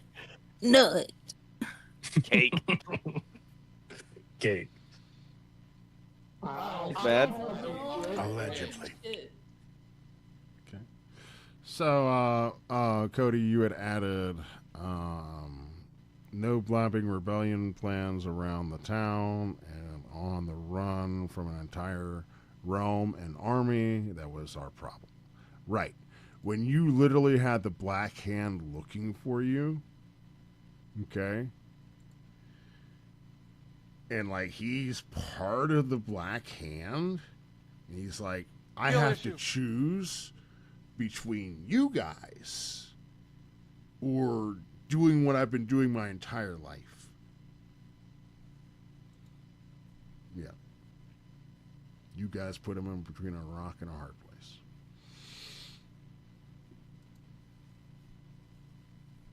Inadvertently. You guys didn't realize. You guys really didn't know he was a part of the Black Hand until, you know, that was until now. until it was, you know, already kind of in motion.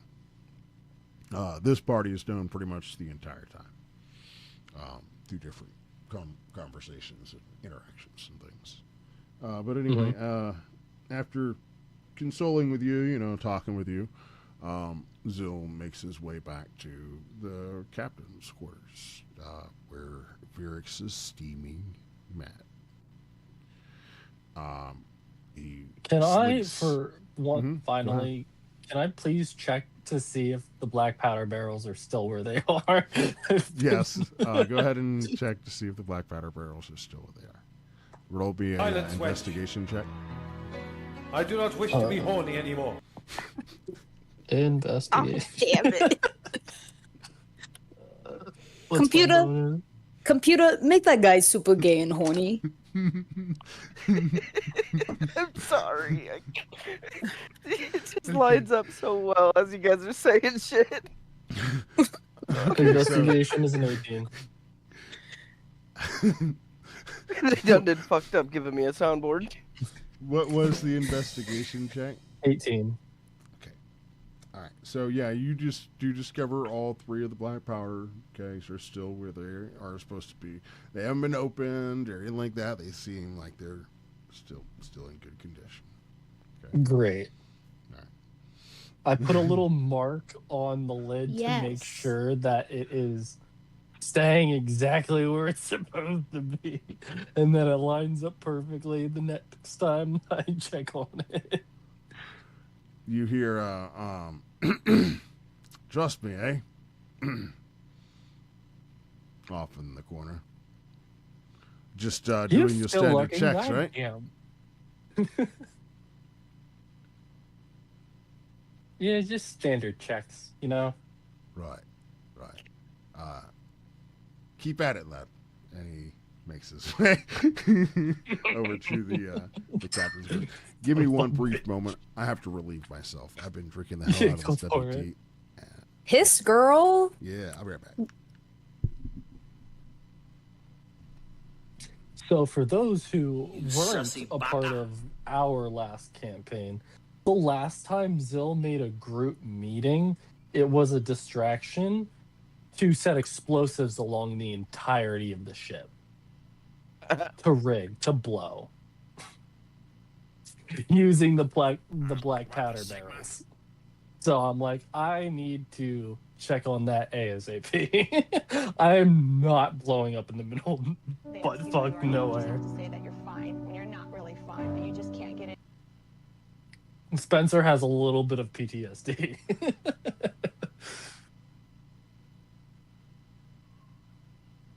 Ow! Stop it. You fuck. Emotional damage. There you go. Fuck off.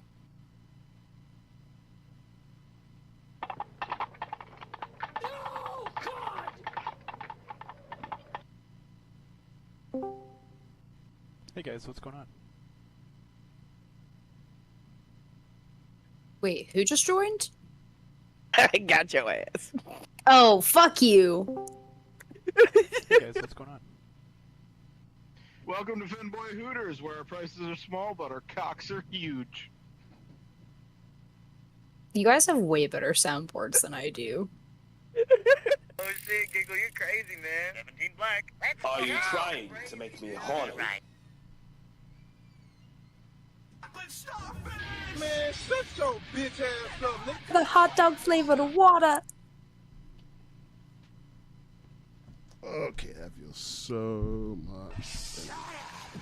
Woo. Ooh. My eyes were floating. Right. Exactly. So. Listen, I would really like some head pats right now. Right. Okay. So, continuing on. For all the listeners out Zill makes his way back to the captain's quarters, where he finds Virix. He slinks in the doorway, kind of taking it up a little bit, leaning on the doorway as he examines you on the bed and says, "So? I seen your face when you left. There might not have been anyone out there willing to say anything, but I can see you certainly did want to."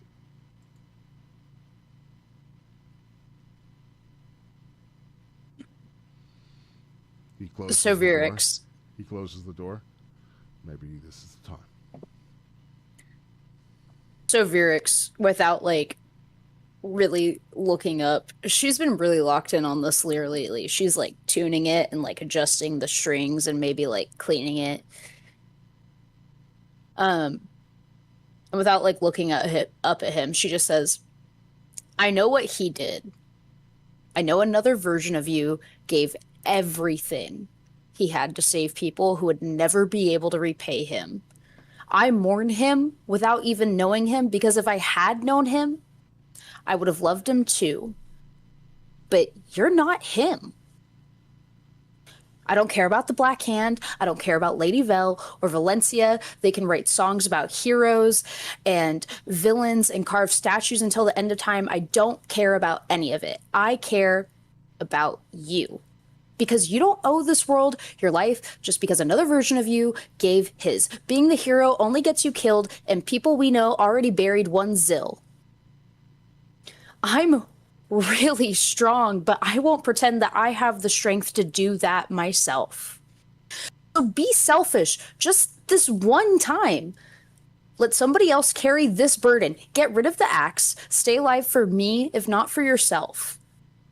With your hands stained by life instead of martyrdom, because I have no desire to share my bed with a sacrificial lamb. I need you, Zill. I love you.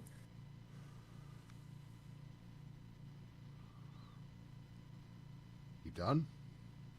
Ouch.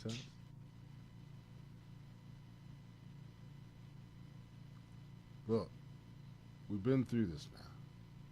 I know how you feel about me. You know how I feel about you. Let's not ruffle any feathers. Look, you know a job's just a job. And once the job's done, it's over and done with. Look, I have to go drop this thing off to the Duchess. Once that's done, I'm free of it. She wants it. That's all I need to know. Maybe we'll find her in Chimeria. Then I'll be through with it. Valencia wants the axe, and I'm going to give it to her.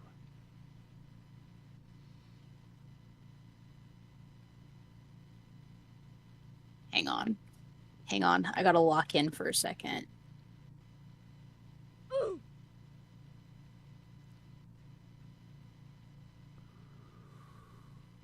Skill issue.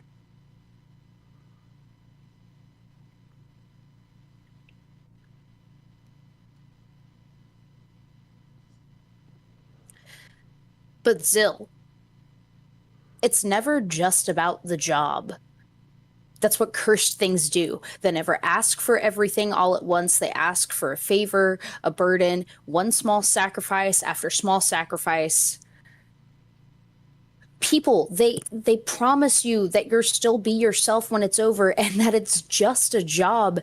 And then it's take a little more, give a little more, and a little more, and more, and more, and more. And then one day, you're not going to remember who you are, where you start, and where the rot begins. I've seen enough to know that no one walks away from things like this. Eventually, it is going to wield you. You won't wield the axe.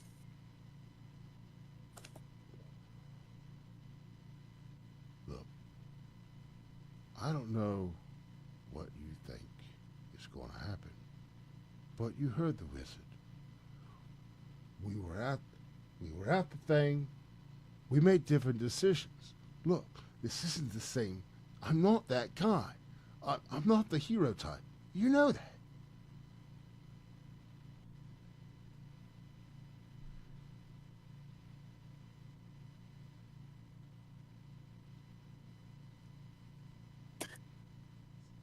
You're right.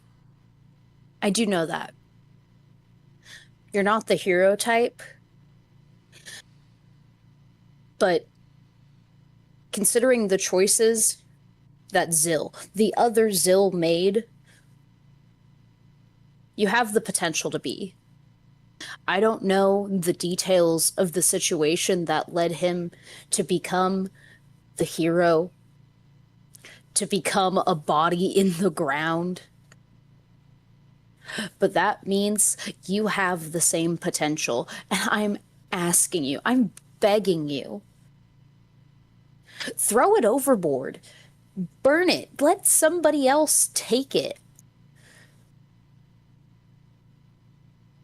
Because I will not be at your side.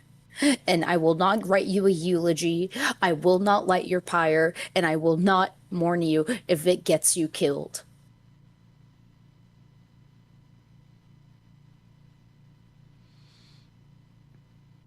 Look, we could find a priest in Chimeria.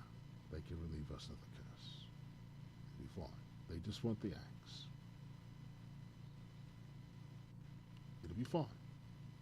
Trust me. You do trust me, don't you? I trust you with my heart, soul, and entire physical being. But something about this just does not feel right.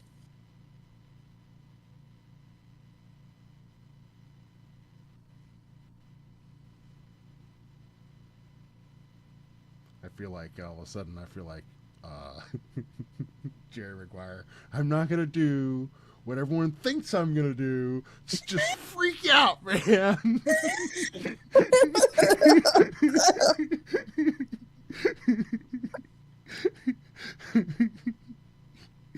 Sorry. Okay.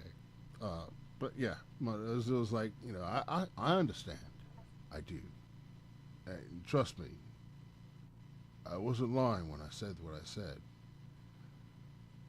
He looks at you dead in the eye, says, I've never had as much to lose as I do now. And I'm not losing anything. Trust me, I've never had as much to live for as I do now. He says as he grabs hold of you and pulls you in for an embrace. Trust me, it'll be okay. No. Not the nut button. Computer, make that guy's taint itchy.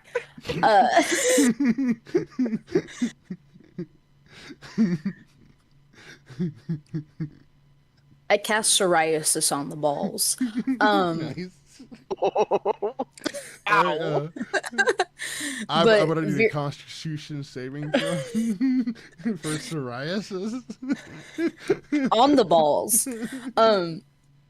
Virix like hugs Zill back, and like there's like a single tear rolling down her cheek, and she says, I trust you, but I don't think I've ever been more scared than I am right now. Look, this is it. I do this, and that's it. You know, it's just another job. I mean, it's not like we're joining up. We're not joining back up with the Black Hand, are we? All right, Virix, are we joining back up with the Black Hand? No, I don't want that at all. Well, then we're fine. I mean, because that whole thing happened with the, you know, with the hand, and we're through with the hand, right? You and I were done. We're done. I do this last job, and that's it. It's done.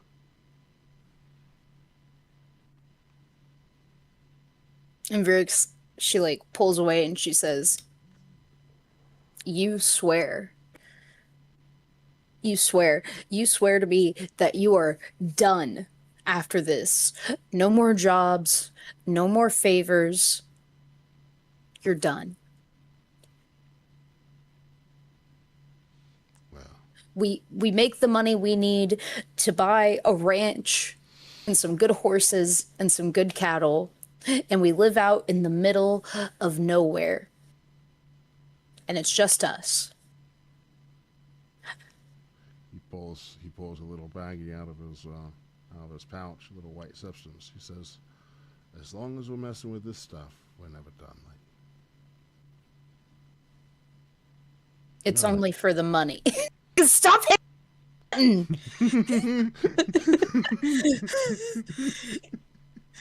sorry. It's a vial of little white substance. The little white substance is nut.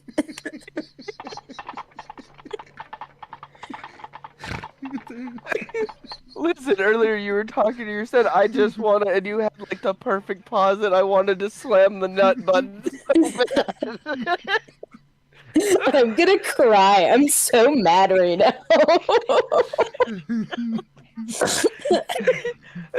Allegedly. I think this is soundboard abuse. Stop! I think this is nut. Okay. Okay. Oh, I'm sorry. Jesus. I'm sorry. Oh my god. I've heard almost as much soundboard today as I've heard actual people talk. I'm crying. Yeah, dude. I'll behave. I'm sorry. No, it's fine. It's fine. Computer, I cast testicular torsion. Daddy, chill. Daddy, chill. Daddy, chill. When Virix found out Zill had the axe, Daddy, chill.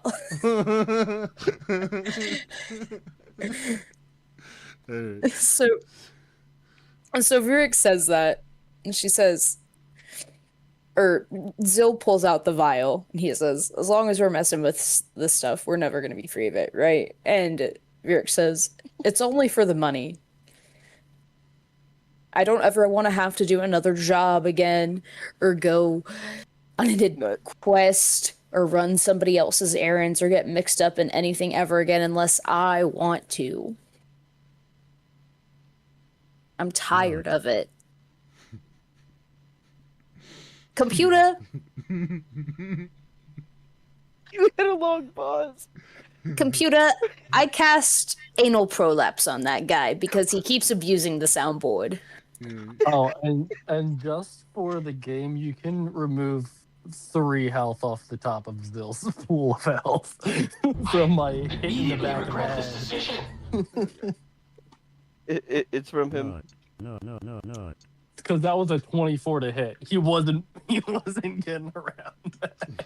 Wait, did you actually bonk him when you did that? Yes. Wait, what happened now? When Bonked I hit him him in the back of earlier. the head at the start of my encounter with Zill, I rolled for a hit. That was a 24 to hit. So he takes 3 bludgeoning.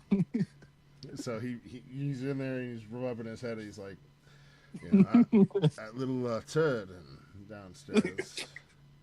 He seems to have been filling your head with all kinds of delusions, like I'm gonna die and funeral and all that stuff. Look, certainly I'd die for you in an instant, in a heartbeat, but not for these bastards.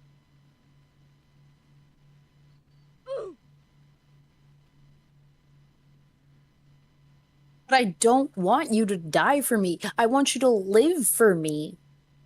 Well, that's what I'm saying. You know, he'll die because he cared about those rat bastards, and I don't care about those rat bastards. I do care about you.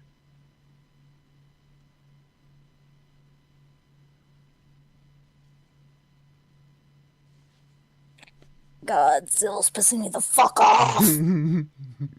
Nut. What's the opposite of nut?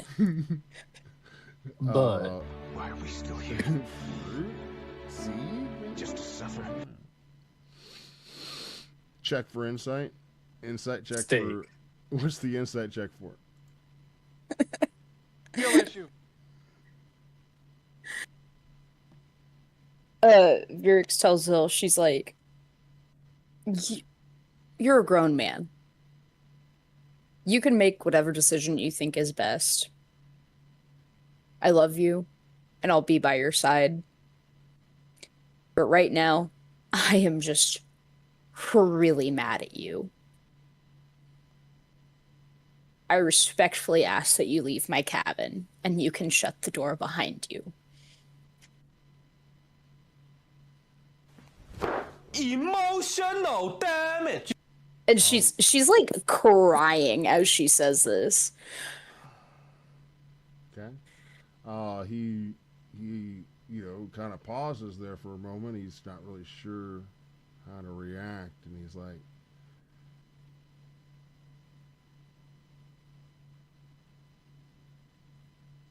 all right. No, I will respect your decisions, and I will go. But know this, that if it was you or Quarter or it was Shotzee. If Shotzee was slowly dying and you knew you could stop it. You could stop it if you could just endure the pain for a little bit. Would you?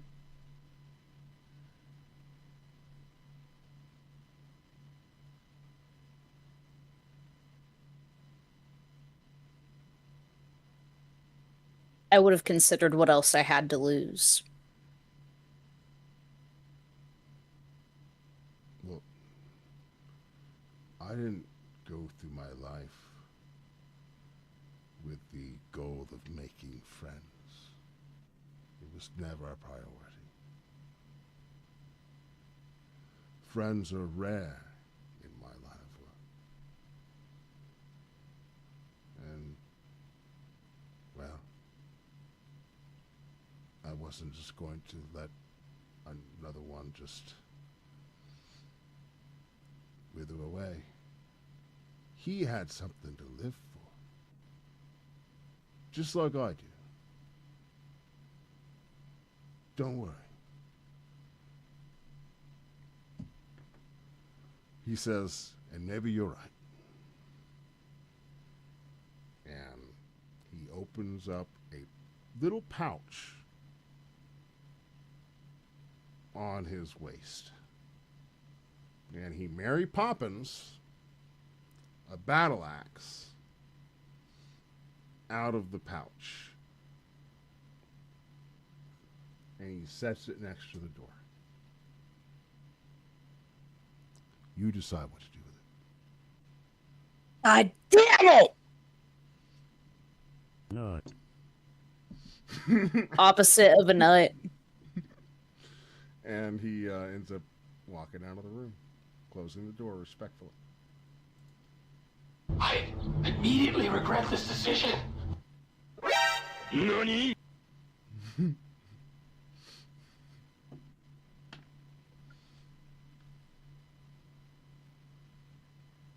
Cut to somebody else. Cut to somebody else. All I right. can't do this right now. I'm mad. That actually pissed me off in real life. Oh, wow. Okay. So, So you've succeeded in your job as a DM, is what I'm hearing. I try very hard.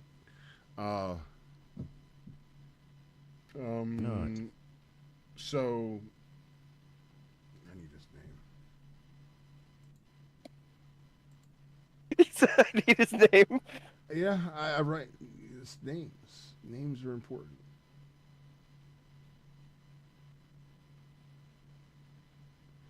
So,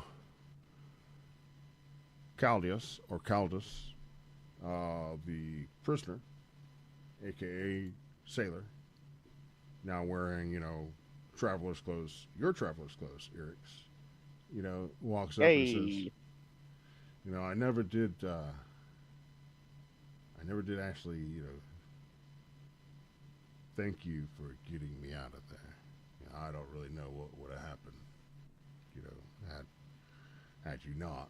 Regardless, throwing me in a wagon and dragging me wherever. As far as I know, I never would have crawled out from under that rubble that I was trapped under to begin with. As far as I know, the vultures be picking my bones if it wasn't for you. So thank you. I was told to keep casualties to a minimum. I'm sorry about your friends. I'm glad that I could save you. I'm sorry I couldn't save more, but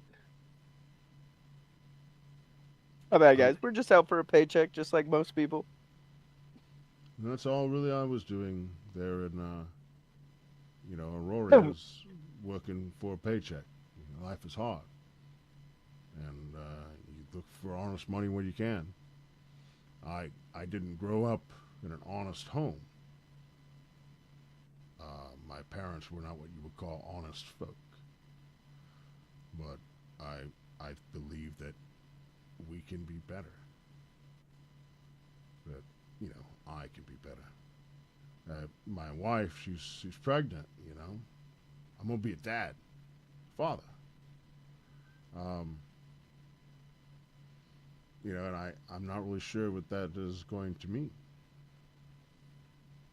Oh, father to be expecting. Well, I do have 7.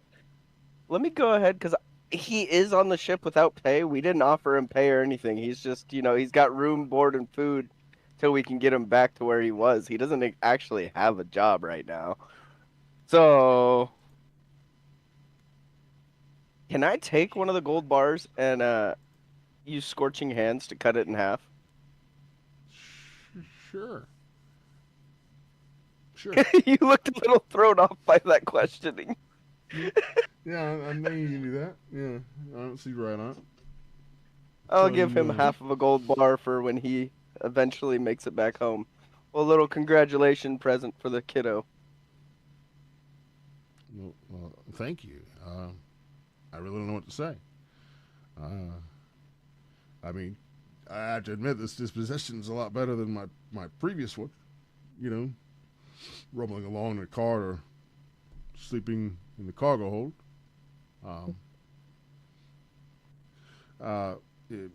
Getting better all the time, right? Day by day, buddy. Day by day. And with that, let's go and get another percentile. Wait. Can he roll to see how evenly he cuts it in half? No. Okay. She's back. She's not angry anymore. Hey, what's My Wi-Fi dropped out. Yeah. Okay. Her Wi-Fi was angry. Go ahead. I need to go ahead and get another percentile roll, please. Who would like to do it this time?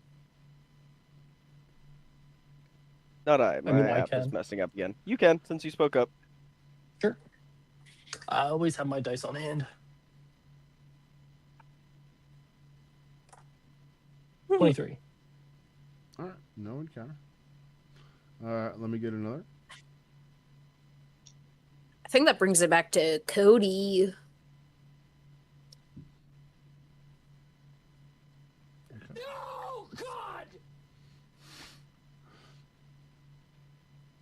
I hear you, Michael Scott. Hey, Bubby. 24. Come here, Bubby. 24 is a no encounter. All right. Let me go ahead and get another.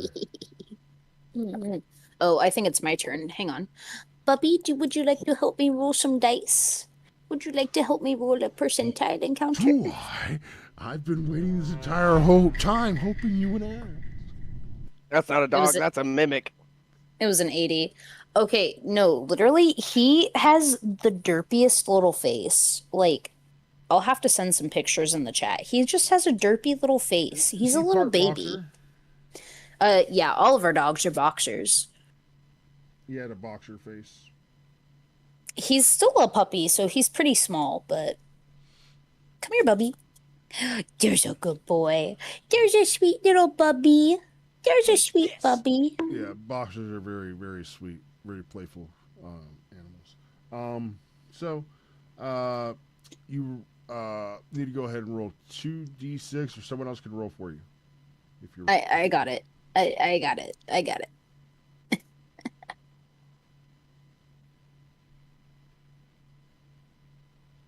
Ooh, that's going to be a total of 3.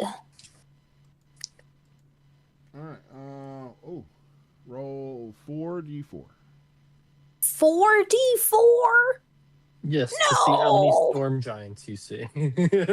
Shut up. I would actually quit the game. I'd be so mad. 16 storm giants. That's a total. That's a total of 12. Okay. 12. That's a lot. That is a lot. That is like. That's a lot of ships.